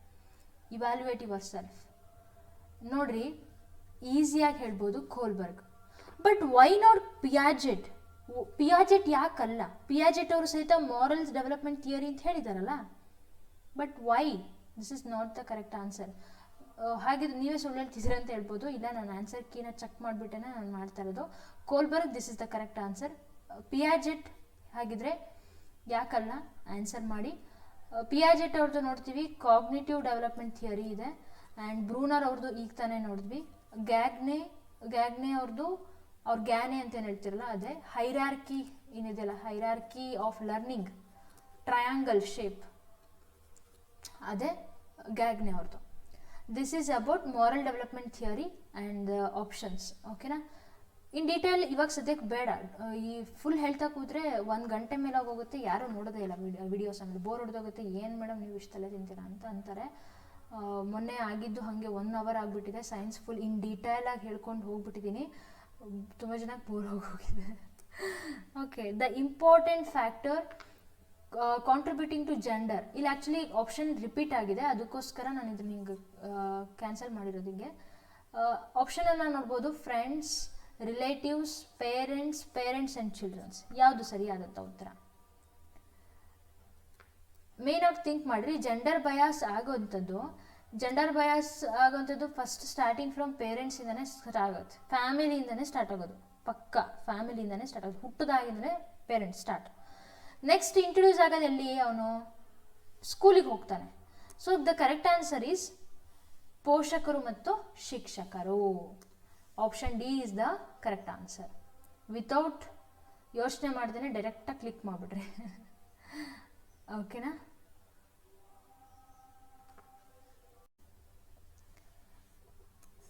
ಓಕೆ, ಗೊತ್ತಾಯ್ತು. ಮುಂದೆ, the effective method to attract poor children to school is. ಇಲ್ಲಿ ಗಮನಿಸಬೇಕಾಗಿರೋದು ಪೂರ್ ಚಿಲ್ಡ್ರನ್. ಇಲ್ಲಿ ಯಾವುದೇ ರೀತಿಯಾದಂಥ ಬಯಾಸ್ ಆ ಥರದ್ದೇನು ಬೇಡ. ಜಸ್ಟ್ ಫೋಕಸ್ ಆನ್ ನಿಮಗೆ RTE ಕಾನ್ಸೆಪ್ಟ್ ಆಗಿರಬಹುದು. ಆ್ಯಂಡ್ ಮುಂದೆ ನಿಮಗೆ ಆ್ಯಕ್ಚುಲಿ ಇನ್ನೂ ಈಗ ರೀಸೆಂಟಾಗಿ ಬಂದಿರೋವಂಥ NPE 2020 ಬಂದಿದೆಯಲ್ಲ, ಇದ್ರ ಬಗ್ಗೆನೂ ಸಹಿತ ಈ ಸರಿ TET 2021 ಕೇಳ್ತಾರೆ. ಸೊ ಮಿಸ್ ಮಾಡದೆ ಓದ್ಕೊಳ್ಳಿ ಸ್ವಲ್ಪ, ಅದನ್ನು ಕೂತ್ಕೊಂಡು ಅದರಲ್ಲಿರುವಂಥ ಎಲ್ಲ ಪಾಯಿಂಟ್ಸ್ಗಳು, ಮೇನ್ ಪಾಯಿಂಟ್ಸರು ಅಟ್ಲೀಸ್ಟ್ ನೋಡ್ಕೊಂಡು ಹೋಗ್ರಿ. ಈಗ ಪಟಾಪಟ್ ಅಂತ ನೋಟ್ ಮಾಡ್ಕೊಂಬಿಡ್ರಿ, ಒಂದು 10 ಮಿನಿಟ್ಸ್ ಕೂತ್ಕೊಂಡು ಆಗುತ್ತೆ, ಬೇಗನೆ ಆಗುತ್ತೆ.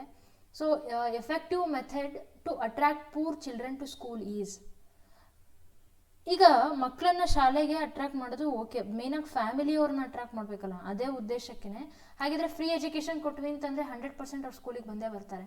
ಬಿಕಾಸ್ ದುಡ್ಡಿನ ಪ್ರಾಬ್ಲಮ್ ಆಗಿರುತ್ತಲ್ಲ, ಸೊ ಅದಕ್ಕೋಸ್ಕರ ಏನಾಗುತ್ತೆ, ಫೈನಾನ್ಷಿಯಲಿ ನಮಗೆ ಸಪೋರ್ಟ್ ಆಗುತ್ತೆ ಅನ್ನೋದಾದರೆ ಈಸಿಯಾಗಿ ಕಳಿಸ್ತಾರೆ. ಮಿಡ್ ಡೇ ಮೀಲ್ಸ್ ಊಟ ಕೊಡ್ತೀವಿ ಅಂತಂದರೆ ಯಾರು ಬಿಡ್ತಾರೆ? Books and uniform, these are the main, actually main. ಬುಕ್ಸ್ನ, ಯೂನಿಫಾರ್ಮ್ನ ತೊಗೊಳಕ್ಕೂ ಆಗ್ತಾ ಇರಲ್ಲ ಅವ್ರ ಕೈಲಿ. ಆಗೇನಾಗುತ್ತೆ, ಫ್ರೀಯಾಗಿ ಸಪ್ಲೈ ಮಾಡೋದ್ರಿಂದ ಇಟ್ ಹೆಲ್ಪ್ಸ್ ದೆಮ್. ಸೊ ಅದಕ್ಕೋಸ್ಕರ all of the above is the correct answer. Okay, ಮುಂದೆ ನೋಡೋದಾದರೆ ಇಲ್ಲಿ ಮೇಲಿನ ಎಲ್ಲವೂ ಸರಿಯಾದಂಥ ಉತ್ತರ. ಬಡ ಮಕ್ಕಳನ್ನು ಶಾಲೆಗೆ ಆಕರ್ಷಿಸಲು ಅನುಸರಿಸುವಂತಹ ಪರಿಣಾಮಕಾರಿ ವಿಧಾನವೆಂದರೆ, ತಪ್ಪೇನೂ ಇಲ್ಲ, ಇದು it's a part of education. ಉಚಿತ ಶಿಕ್ಷಣ ಕೊಟ್ಬಿಟ್ಟು ಈ ಕಡೆ ಏನಾದರೂ ಮೋಸ ಮಾಡೋದ ಅಲ್ಲ. ಮಧ್ಯಾಹ್ನದ ಊಟ ಆಗಿರ್ಬೋದು, ಪುಸ್ತಕ, ಸಮವಸ್ತ್ರ, ಇವನ್ನೆಲ್ಲವನ್ನು ಕೊಟ್ಟು ಓದ್ಕೊಳಕ್ಕೆ ಬನ್ನಿ ಅಂತ ಹೇಳ್ತಾ ಇರೋದು ಅಷ್ಟೇ. ಎಲ್ಲ ರೀತಿ ಸಹಾಯ ಮಾಡ್ತೀವಿ ನಾವು, ನೀವು ಓದ್ಕೊಳ್ಳಿ ಅಂತ ಹೇಳಿದಾಗೆ. Jean Piaget's third stage of cognitive development is. ಯಾರು ಹೇಳಲ್ಲಪ್ಪ ಇದನ್ನು? ಕರೆಕ್ಟಾಗಿ ಸೀರೀಸಲ್ಲಿ ಕಲ್ತ್ಕೊಂಡ್ಬಿಟ್ರಂತೂ ಪಕ್ಕ ಮಧ್ಯರಾತ್ರಿಲಿ ಎಪ್ಸಿ ಕೇಳಕ್ಕೆ ಹೋದ್ರೂ ಹೇಳ್ತೀರಾ ಅಲ್ವಾ? Yes, more colours I want. Yes, okay. Jean ಪಿಯಾಜೆಟ್ಸ್ದು ಕಾಗ್ನಿಟಿವ್ ಡೆವಲಪ್ಮೆಂಟ್ ಥಿಯರಿದು ಥರ್ಡ್ ಸ್ಟೇಜ್ ನೋಡೋಕ್ಕಿಂತ ಫಸ್ಟ್ ಸ್ಟೇಜ್ ಯಾವುದು? That is sensory motor stage. It is from 0 to 2 years. And then second stage is pre-operational stage, 2 to 7 years. Third stage, that is concrete operational stage, 7 to 11 years. Last stage is formal operational stage 11 to 15 or 11 and above, anything. ಕನ್ನಡದಲ್ಲಿ ನೀವು ನೋಡ್ಬೋದು, gene ಪಿಯಾಜೆ ಅವರ ಜ್ಞಾನಾತ್ಮಕ ಬೆಳವಣಿಗೆಯ 3ನೇ ಹಂತ ಯಾವುದು ಹೇಳಬಹುದಾ? ಇವಾಗ first and second third stage ಯಾವುದು ಅದನ್ನು ಸಹಿತ ನೀವು ಕ್ಲೀನಾಗಿ ನೋಟ್ ಮಾಡಿಟ್ಕೊಳ್ಳಿ, ಮಿಸ್ ಮಾಡಬೇಡಿ. ಎಕ್ಸಾಮ್ಗೆ ಕೇಳುವಂಥದ್ದು ಇನ್ಮೇಲೆ ಕೇಳಲ್ಲ ಪಕ್ಕ.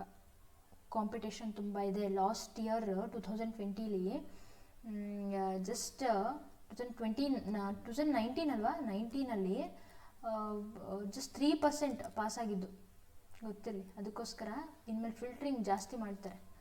The propounder of classical conditioning is, ನೋಡ್ರಪ್ಪ ಎಲ್ಲ ಕ್ವಶನು ಬರೀ ಅವ್ರು ಯಾರು ಕಂಡುಹಿಡಿದ್ರು, ಇವ್ರು ಏನು ಕಂಡುಹಿಡಿದ್ರು, ಈ ಥಿಯರಿ ಯಾರು ಕಂಡುಹಿಡ್ದಿದ್ದು ನೋಡ್ರಿ, ಇದನ್ನು ಯಾರು ಕಲಿಯಲ್ಲ. ಸೊ ಇವತ್ತೇ ಒಂದು ಕೆಲಸ ಮಾಡಿ, ಎಲ್ಲರೂ ಸಹಿತ ಒಂದು ಚಾರ್ಟ್ ಹಾಕೊಂಡ್ಬಿಟ್ಟು ಇರೋ ಬರೋ ಎಲ್ಲ ಥಿಯರಿಗಳದ್ದು ಬರ್ಕೊಂಡು ಅದನ್ನು ಯಾರು ಕಂಡುಹಿಡಿದ್ರು ಒಂದು ಕಡೆ ಬರೆದಿಟ್ಕೊಂಬಿಡಿ. ಆ ಥರ ಆ್ಯಕ್ಚುಲಿ ನೀವು ಮಾಡಿದ್ರೆ time waste. Seriously, my opinion, it's a time waste. ಯಾಕೆ ಅಂತಂದರೆ, ಮತ್ತು ಯಾಕೆ ಹೇಳ್ತೀರಾ ಅಂತ ಅಂದ್ಬಿಡ್ರಿ, ಫ್ಲೋಲ್ಲಿ ಬಂತು ಹೇಳ್ತೀನಿ ಅಷ್ಟೇ. ಮೇಯ್ನಾಗಿ ಆ ಥರ ಮಾಡೋದಕ್ಕಿಂತನೂ ನೀವು ಕಾನ್ಸೆಪ್ಟನ್ನು ಒಂದು ಟಾಪಿಕ್ ತೊಗೊಂಡ್ರಿ ಅಂತಂದರೆ ಕಂಪ್ಲೀಟಾಗಿ ನೋಡೋದನ್ನು ಕಲ್ತ್ಕೊಳ್ಳಿ.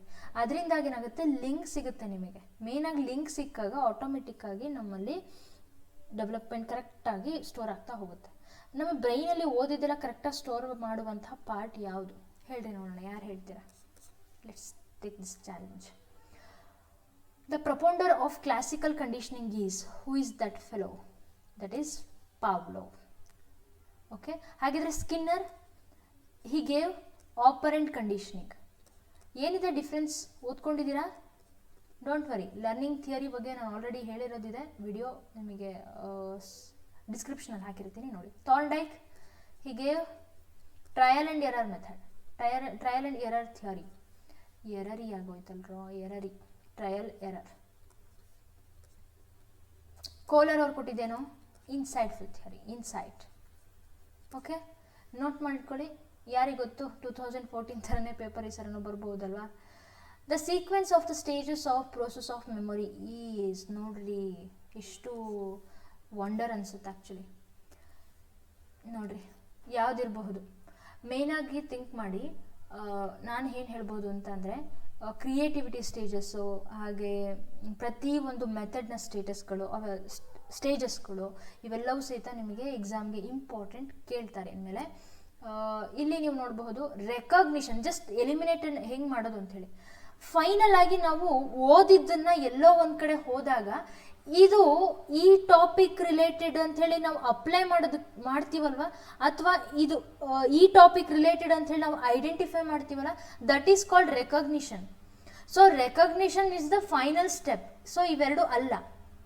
ಹಾಗಿದ್ರೆ ನೆಕ್ಸ್ಟ್ ಓದಿದ್ದನ್ನು ನಾವು ಫಸ್ಟ್ ನಮ್ಮ ಮೈಂಡಲ್ಲಿ ರಿಜಿಸ್ಟರ್ ಮಾಡ್ತೀವಿ, ಅದನ್ನು ನಾವು ಉಳಿಸ್ಕೊಳ್ಳೋದಕ್ಕೆ ರಿಟೆನ್ಷನ್ ಮಾಡ್ಕೊಳ್ತೀವಿ, ಹೇಗೇನು ರೀಕಾಲ್ ಮಾಡ್ತೀವಿ. ನೆಕ್ಸ್ಟ್ ಆಮೇಲೆ ರೆಕಗ್ನಿಷನ್ ಅಂದರೆ ನಾವು ನೋಡಿದಾಗ ಐಡೆಂಟಿಫಿಕೇಶನ್ ಮಾಡೋಂಥದ್ದು. So option 2 is the correct answer. ದಾಖಲೆ, ಧಾರಣೆ, ಸ್ಮರಿಸುವುದು, ಆನಂತರ ಗುರುತಿಸುವುದು. ನಾವು ಫಸ್ಟ್ ಆಫ್ ಆಲ್ ಅದನ್ನು ಸ್ಮರಿಸಿ ಚೆನ್ನಾಗಿ ಮೆಮೊರಿಯಲ್ಲಿ ಸ್ಟೋರ್ ಮಾಡ್ದೇನೆ ಗುರುತಿಸ್ರಿ ಅಂತಂದರೆ ಹೆಂಗೆ ಸಾಧ್ಯ? ಈವನ್ ಇದನ್ನು ನೀವು ಯಾವುದೋ ಅಂತ ದೊಡ್ಡ ದೊಡ್ಡ ಕಾನ್ಸೆಪ್ಟ್ಗೆ ಹೋಗೋದ್ರ ಬದಲು ಫಸ್ಟ್ ಇವಾಗ ಒಬ್ಬ ಮಗುವಿನ ಒಬ್ಬ ತಾತನೋ ಅಥವಾ ಯಾರೋ ಒಬ್ಬ ದೊಡ್ಡಪ್ಪನೋ ಯಾರೋ ಒಬ್ರು, ಇವಾಗ ಇವರು ನಮ್ಮ ದೊಡ್ಡಪ್ಪ, ಇದನ್ನು ಕನ್ಸಿಡರ್ ಮಾಡ್ಕೊತ ಹೋಗ್ರಿ. ನೆಕ್ಸ್ಟ್ ಟೈಮ್ ಅವ್ರು ಸಿಕ್ಕಾಗ ಗುರುತಿಸೋದು, ಇಷ್ಟೇ ಸಿಂಪಲ್. ತುಂಬ ಯಾಕೆ ದೊಡ್ಡ ದೊಡ್ಡ ಕಾನ್ಸೆಪ್ಟ್ಗೆ ಹೋಗೋದು ಅಲ್ವಾ? Okay, it's complete. Exactly. The curve representing the distribution of intelligent quotient is, it's a second question ಅಲ್ವಾ ಇಂಟೆಲಿಜೆಂಟ್ quotient ಮೇಲೆ. ನೋಡಿ, ಇಂಟೆಲಿಜೆಂಟ್ ಕ್ವೋಷೆಂಟ್ ಕಾನ್ಸೆಪ್ಟ್ ಹೇಳಿದ್ಯಾರು? ಮೆಂಟಲ್ ಏಜ್ ಬಗ್ಗೆ, ಹಾಗೆ ಫಾರ್ಮುಲಾ ಅದು ಹೇಳಿದ್ಯಾರು? ಇದ್ರ ಬಗ್ಗೆ ಆಲ್ರೆಡಿ ಹೇಳಿದ್ದೀನಿ. ಸೊ ಮಿಸ್ ಮಾಡದೆ ನೋಟ್ ಮಾಡ್ಕೊಂಡಿದ್ರೆ ನೆನ್ಪು ಮಾಡ್ಕೊಳ್ಳಿ. ಇದನ್ನು ಇಂಟೆಲಿಜೆಂಟ್ ಕ್ವೋಷೆಂಟ್ ಅಂತ ಕೇಳಿದ ತಕ್ಷಣ ಪಟ ಅವೆಲ್ಲ ನೆನಪಾಗ್ಬಿಡ್ಬೇಕು. ಹಾಗೆ ಇಂಟೆಲಿಜೆಂಟ್ ಕ್ವೋಷೆಂಟ್ ಯಾವಾಗಲೂ ಸಹಿತ ಯಾವುದೇ ಒಂದು ಗ್ರೂಪಿಗೆ ನಾವು ನೋಡಿದ್ವಿ ಅಂತಂದರೆ it is in the form of this graph. Average people always they are high, ಆ ನಂಬರಿಂಗ್ ಏನಿರುತ್ತೆ ಜಾಸ್ತಿ ಇರ್ತಾರೆ, ತುಂಬ ಜನ ಇರ್ತಾರೆ. And slow learners and again intelligent ಅಥವಾ ನೀವು ಟ್ಯಾಲೆಂಟ್ ಸ್ಟೂಡೆಂಟ್ಸ್ ಅಂತ ಏನು ಹೇಳ್ತೀರಾ, ಅವ್ರದ್ದು ಏನಾಗುತ್ತೆ ಸ್ವಲ್ಪ ಅವರು ಸಹಿತ ಕಡಿಮೆ ಇರ್ತಾರೆ number. So the correct answer is normal probability curve. ಇದ್ರ ಬಗ್ಗೆ ನಿಮಗೆ ಇನ್ ಡೀಟೇಲ್ ಆಗಿ ಇವ್ಯಾಲ್ಯೂಯೇಷನ್ ಟೆಕ್ನಿಕ್ಸ್ ಟೂಲ್ಸ್ ಬಗ್ಗೆ ಹೇಳುವಾಗ ಅದರಲ್ಲಿ ನಾನು ತಿಳಿಸ್ಕೊಡ್ತೀನಿ. ಸೊ ಮುಂದೆ ನೋಡೋಣ. In which stage of cognitive development a logical reasoning fully develops. Fully, completely. Fully ಅಂತ ಕೊಡದೇ ಇದ್ದಿದ್ರೆ ಇನ್ನೊಂದು ಆಗ್ತಿತ್ತು, ಆದರೆ ಫುಲ್ಲಿ ಅಂತ ಕೊಟ್ಬಿಟ್ಟಿದ್ದಾರೆ. So the correct answer is formal operational stage. ಔಪಚಾರಿಕ ಕಾರ್ಯಗಳ ಹಂತ. This is the correct answer. Is it right? S. ಔಪಚಾರಿಕ. ನನಗೆ ಕನ್ನಡದಲ್ಲ ಸ್ವಲ್ಪ ಕನ್ಫ್ಯೂಷನ್ ಆಯಿತು ಅಷ್ಟೇ. ಓಕೆ, ಹಾಗಿದ್ರೆ ಈ ಸ್ಟೇಜಲ್ಲಿ ಏನೇನಾಗುತ್ತೆ ಓದ್ಕೊಂಡಿದ್ದೀರಾ? ಡೋಂಟ್ ವಾರಿ, ಆಲ್ರೆಡಿ ವಿಡಿಯೋ ಮಾಡಿದ್ದೀನಿ, ಅದ್ರ ಬಗ್ಗೆ ಡಿಸ್ಕ್ರಿಪ್ಷನಲ್ಲಿ ಕೊಟ್ಟಿರ್ತೀನಿ, ಮೆನ್ಷನ್ ಮಾಡಿರ್ತೀನಿ. Piaget's theory of cognitive development ಅಂತ ಹೇಳಿ ಆ ಲಿಂಕನ್ನು ಕ್ಲಿಕ್ ಮಾಡಿ. ಓಕೆ, ಮುಂದೆ an example for social development among adolescences. ಅಡೋಲಸೆನ್ಸ್ನ ಒಂದು ನಿಮಗೆ ಕ್ಯಾರೆಕ್ಟರ್ಸ್ಗಳು ಏನಿರುತ್ತಲ್ವ, ಮಾರಲ್ ಡೆವಲಪ್ಮೆಂಟ್ ಯಾವ ರೀತಿ ಆಗಿರುತ್ತೆ, ಅಗೇನ್ ನೆಕ್ಸ್ಟ್ ಪ್ರತಿಯೊಂದು ಫಿಸಿಕಲ್ ಡೆವಲಪ್ಮೆಂಟ್, ಸೋಷಿಯಲ್ ಡೆವಲಪ್ಮೆಂಟ್ ಯಾವ ಥರ ಇರುತ್ತೆ, ಕಾಗ್ನಿಟಿವ್ ಡೆವಲಪ್ಮೆಂಟ್ ಯಾವ ಥರ ಇರುತ್ತೆ, ಇದನ್ನು ಓದ್ಕೊಳ್ಳಿ. ಮುಂದೆ ಕೇಳ್ತಾರೆ, ಕೇಳುವಂಥ ಸಾಧ್ಯತೆ ಹೆಚ್ಚಾಗಿರುತ್ತೆ. ಸೊ ಹಾಗಿದ್ರೆ ಕರೆಕ್ಟ್ ಆನ್ಸರ್ ನೀವು ಹೇಳಬಹುದಾ? ಯೋಚನೆ ಮಾಡಿ ಈ ಕ್ವಶನಿಗೆ ಆನ್ಸರ್ನ ನೀವೇ ಹೇಳಿ. ಈ ಕ್ವಶನ್ಗೆ ಆನ್ಸರ್ನ ನಾನು ನಿಮಗೆ ಬಿಡ್ತೀನಿ. ತರುಣರ ಸಾಮಾಜಿಕ ವಿಕಾಸಕ್ಕೆ ಉದಾಹರಣೆ ಎಂದರೆ ಸಾಹಸ ಪ್ರವೃತ್ತಿ, ಗುಂಪು ರಚನೆ, ಲೈಂಗಿಕ ಆಸಕ್ತಿ, ವಿಮರ್ಶಾತ್ಮಕ ಸಾಮರ್ಥ್ಯ. ಈಸಿಯಾಗಿ ನೀವು ಲಾಸ್ಟ್ ಆಪ್ಷನ್ಸ್ನ ಡಿಲೀಟ್ ಮಾಡಿಬಿಡ್ತೀರಾ, ಐ ನೋ, ಪಕ್ಕ. ನೋಡಿ ಇನ್ನೆರಡು ಆಪ್ಷನಲ್ಲಿ ಯಾವ್ದು ಆಗಿದ್ರೆ ಅಂತ ಹೇಳಿ. Again this is complete, no, and this is yes complete. Who introduced the concept of mental age at first? ನೋಡ್ರಪ್ಪ, ಎಷ್ಟು ಈಸಿ ಕ್ವಶನ್ನು. ಬರೀ ಹೂ ಹೂ ಹೂ, ಇನ್ಮೇಲೆ ಕೇಳಲ್ಲ, ಪಕ್ಕಾ ಕೇಳಲ್ಲ. Answer is Alfred Binet. ಆಟ್ ಯಾವಾಗ ಹೇಳಿದ್ದೀನಿ ಆಲ್ರೆಡಿ. ಇದನ್ನು ಸ್ಟರ್ನ್ ಮತ್ತು ಅವರ ಜೊತೆ ವರ್ಕ್ ಮಾಡುವಾಗ ಇದು ಒಂದು ಕಾನ್ಸೆಪ್ಟ್ ಬಂದಿದ್ದು. ಇದ್ರ ಬಗ್ಗೆನೂ ಕೇಳಬಹುದು, ಹೇಳೋ ಸಾಧ್ಯತೆ ಇರುತ್ತೆ. ಟರ್ಮನ್ ಏನು ಮಾಡಿದ್ರು, ಸ್ಟರ್ನ್ ಏನು ಮಾಡಿದ್ರು, ಇದನ್ನು ಸಹಿತ ಆಲ್ರೆಡಿ ಹೇಳಿದ್ದೀನಿ. ಆನ್ಸರ್ನ ಪಟಾಪಟ್ ನೆನ್ಪು ಮಾಡ್ಕೊಳ್ಳಿ. ಮಾನಸಿಕ ವಯಸ್ಸಿನ ಪರಿಕಲ್ಪನೆಯನ್ನು ಮೊಟ್ಟ ಮೊದಲು ಪರಿಚಯಿಸಿದವರು ಯಾರು ಹೇಳ್ಬಹುದಲ್ವಾ? ಅದನ್ನೇ ನಾನು ಇಲ್ಲಿ ಕನ್ನಡದ ಇಂಗ್ಲೀಷ್ನಲ್ಲಿ ಏನು ಹೇಳಿದ್ನಲ್ಲ ಅದೇ ಇರೋದಿಲ್ಲಿ, ಬೇರೆ ಏನು ಅಲ್ಲ. Don't worry. ಏನು ನೋಡ್ತಿದ್ದೀರಾ ಅಂತ ನನಗೆ ಕೇಳ್ಬೋದು ನೀವು. ಆಲ್ಫರ್ಡ್ ಬೆನೆಟ್ ಅಲ್ವಾ ಅಂತ ಕನ್ಫರ್ಮ್ ಮಾಡ್ಕೊಂಡೆ. ಬಿಕಾಸ್ ಯಾಕೆ ಅಂತಂದರೆ ಅಟ್ ಫಸ್ಟ್ ಅಂತ ಕೊಟ್ಬಿಟ್ರಲ್ಲ, ನಾನು ಹೇಳಿದೆ ಆಲ್ರೆಡಿ ಹೇಳಿದ್ದೀನಿ, ಫಸ್ಟ್ ಪಕ್ಕ. ಆ್ಯಂಡ್ ಇದು ನಿಮಗೆ ಸ್ಟರ್ನ್ ಅವ್ರ ಜೊತೆನೇ ಮಾಡಿರೋವಂಥದ್ದು. ಸ್ಟರ್ನ್ ಮತ್ತು ಸ್ಟರ್ನ್ಬರ್ಗ್ ಅಲ್ಲ, ಸ್ಟರ್ನ್ಬರ್ಗ್ ಇವರು ಟ್ರೈಆರ್ಕಿ ಥಿಯರಿ ಓದಿದ್ರಾ? ಟ್ರೈಆರ್ಕಿ ಥಿಯರಿ ಓದ್ಕೊಳ್ಳಿ, ಮುಂದೆ ನಾನು ಹೇಳ್ಕೊಡ್ತೀನಿ, ಡೋಂಟ್ ವರಿ. ಈಗ ಸಾಧ್ಯ ಆದಷ್ಟು ನಿಮ್ಮದೇ ವೇಲ್ ಹೋಗ್ತಾ ಇರಿ, ನಾನು ಐ ವಿಲ್ ಎಂಟರ್ ಆಗ್ತೀನಿ ಫುಲ್ ಕಾನ್ಸೆಪ್ಟ್ ಜೊತೆಗೆ. The super ego is governed by the principle of ego super ego. ಯಾರು ಹೇಳಿದ್ದಪ್ಪ ಇದನ್ನ? ಹೇಳ್ಬಹುದಾ ನೀವು? ಇದು ಒಂದು ಕೇಳ್ಬೋದಿತ್ತು ನೋಡ್ರಿ, ಈಗೋ ಸೂಪರ್ ಈಗೋ ಯಾರು ಹೇಳಿದ್ದು ಅಂತ. ಯಾಕೋ ಹೀಗೆ ಕೇಳ್ಬಿಟ್ಟಿದ್ದಾರೆ. It is morality, but this question is easy. ಅದೇ ಅವ್ರೇನಾದರೂ ಈಗೋ ಕೇಳಿದರೆ, ಕೇಳಿದರೆ ಮೇ ಬಿ ಕನ್ಫ್ಯೂಸ್ ಆಗ್ತಿದ್ರೆ. ಮೊರಾಲಿಟಿ ಇಟ್ಸ್ ಈಸಿ, ಯಾಕಂದರೆ ಒಂದು ಸ್ಟೇಜ್ ಆದಮೇಲೆ we start thinking about moral thinking ಜಾಸ್ತಿ ನಮ್ಮಲ್ಲಿ. ಒಳ್ಳೆತನದ ಬಗ್ಗೆ ಯೋಚನೆ ಮಾಡ್ತೀವಿ, ಮಾರಲ್ ಆಗಿ ಯೋಚನೆ ಮಾಡ್ತೀವಿ.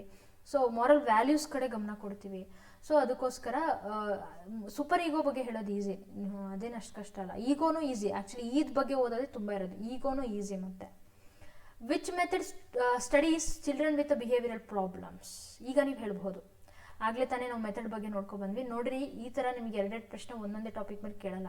2014 batches are luckiest batches, seriously. Introspection ನೋಡ್ತೀರಾ? Introspection it means self study, ತಮ್ಮನ ಬಗ್ಗೆ ತಾವು ತಿಳ್ಕೊಳ್ಳೋದು. So no, it become subjective. Observation ಸಹಿತ ಅಲ್ಲ. Experimental method, no. The correct answer is case study. Behavioural problems ಬಗ್ಗೆ ಸ್ಟಡಿ ಮಾಡಿ ಅಲ್ಲಿ ಸೂಕ್ತವಾದಂಥ ಒಂದು ಪರಿಹಾರವನ್ನೆಲ್ಲ ಕೊಡೋದಂಥದ್ದು ಕೆಲಸ ಮಾಡೋದು ಇನ್ ವ್ಯಕ್ತಿಯ ಅಧ್ಯಯನದ ಬಗ್ಗೆ. ಓಕೆ, ವರ್ತನಾ ಸಮಸ್ಯೆಯ ಮಕ್ಕಳನ್ನು ಅಧ್ಯಯನ ಮಾಡುವಂತಹ ವಿಧಾನ ಅದು ವ್ಯಕ್ತಿ ಅಧ್ಯಯನ. Performance test of intelligence measures this ability. ನೀವು ಟೆಸ್ಟ್ ಅದೆಲ್ಲ ಓದ್ಕೊಂಡಿದ್ದೀರಾ, ಥಿಯರೀಸ್ ಓದ್ಕೊಂಡಿದ್ದೀರಾ ಇಂಟೆಲಿಜೆನ್ಸ್ ಮೇಲೆ. ನಾನು ಹೇಳಿದೆ ಇಂಟೆಲಿಜೆನ್ಸ್ ಆ್ಯಕ್ಚುಲಿ ತುಂಬ ನೀವು ಥಿಯರಿ ಪಾರ್ಟ್ ನೋಡ್ತಾ ಹೋದರೆ ಅಥವಾ ನೀವು ಕಾಲೇಜಲ್ಲಿ ಓದುವಾಗ ಏನು ಮಾಡಿರ್ತಾರೆ, ಜಸ್ಟ್ ದೇ ಗೋ ಫಾರ್ ಸ್ಪೇಸಲ್ಲಿ ಇದ್ದರೆ ಸರ್ಫೇಶಿಯಲ್ ಹೋಗಿರ್ತಾರೆ, ಮೇಲಲ್ಲಿ ಹೇಳ್ಕೊಂಡು ಹೋಗಿರ್ತಾರೆ ಅಷ್ಟೇ. ಬಟ್ ಇಂಟೆಲಿಜೆನ್ಸ್ ಕಾನ್ಸೆಪ್ಟ್ ಇದೆಲ್ಲ ತುಂಬ ಚೆನ್ನಾಗಿದೆ ಆ್ಯಕ್ಚುಲಿ. ಇದ್ರ ಬಗ್ಗೆ ನಾವು ತಿಳ್ಕೊಳ್ಳೋದ್ರಿಂದ ನಮ್ಮ ಬಗ್ಗೆನೇ ನಾವು ಓದ್ಕೊಂಡಂಗೆ. ಈಗ IQ ಬಗ್ಗೆ ಜಸ್ಟ್ ತೊಗೊಂಡ್ವಿ ಅಂತಂದರೆ ಹೌ ಇಟ್ ಈಸ್ ಕನ್ಸಿಡರ್ ಮೇಯ್ನಾಗಿ ನೋಡ್ತೀರಾ. ಫಾರ್ಮುಲಾ ಬಗ್ಗೆ ಹೇಳ್ತೀವಿ, ಹೌದು. ಈಗ ಐನ್ಸ್ಟೀನ್ದು ನಾವು ಹೇಳ್ತೀವಿ 140 ಅಬೋ ಇತ್ತು ಅಂತಂದರೆ ಇಟ್ಸ್ ಎ ಜೀನಿಯಸ್ ಅಂತ. ಬಟ್ ಐನ್ಸ್ಟೀನ್ದು ಇದಕ್ಕಿಂತ ಜಾಸ್ತಿ ಇದೆ. ಎಷ್ಟಿದೆ ಗೊತ್ತಾ? ನೋಡಿದ್ದೀರಾ? ಕ್ಯೂರಿಯಸ್ ಏನಾದರೂ ಇಟ್ಕೊಂಡು ನೋಡಿದ್ದೀರಾ? ನೋಡಿ, ಇವಾಗಲೇ ನೋಡಿ, ಇದಕ್ಕಿಂತ ಜಾಸ್ತಿ ಇದೆ, 180+ ಇದೆ. ಸೊ ಅದಕ್ಕೋಸ್ಕರ ಇದ್ರ ಬಗ್ಗೆ ಸ್ವಲ್ಪ ಓದಿ, ಇಷ್ಟಪಟ್ಟು ಓದಿ. ಪರ್ಫಾರ್ಮೆನ್ಸ್ ಟೆಸ್ಟ್ ಇದು ತಿಳಿಸೋದು ಮ್ಯಾನಿಪುಲೇಟಿವ್, ಕೈ ಚಳಕದ ಬಗ್ಗೆ ಅಲ್ಲಿ ಇಂಟ್ರೊಡ್ಯೂಸ್ ಮಾಡುವಂಥದ್ದು. ಲ್ಯಾಂಗ್ವೇಜ್ ಅಲ್ಲ, ಕ್ರಿಯೇಟಿವ್ ಅಲ್ಲ, ಆ್ಯಂಡ್ ಸಂಖ್ಯಾ ಸಂಬಂಧಿನೂ ಅಲ್ಲ, ನ್ಯೂಮರಿಕಲ್ ರಿಲೇಷನ್ಶಿಪ್ಪು ಅಲ್ಲ.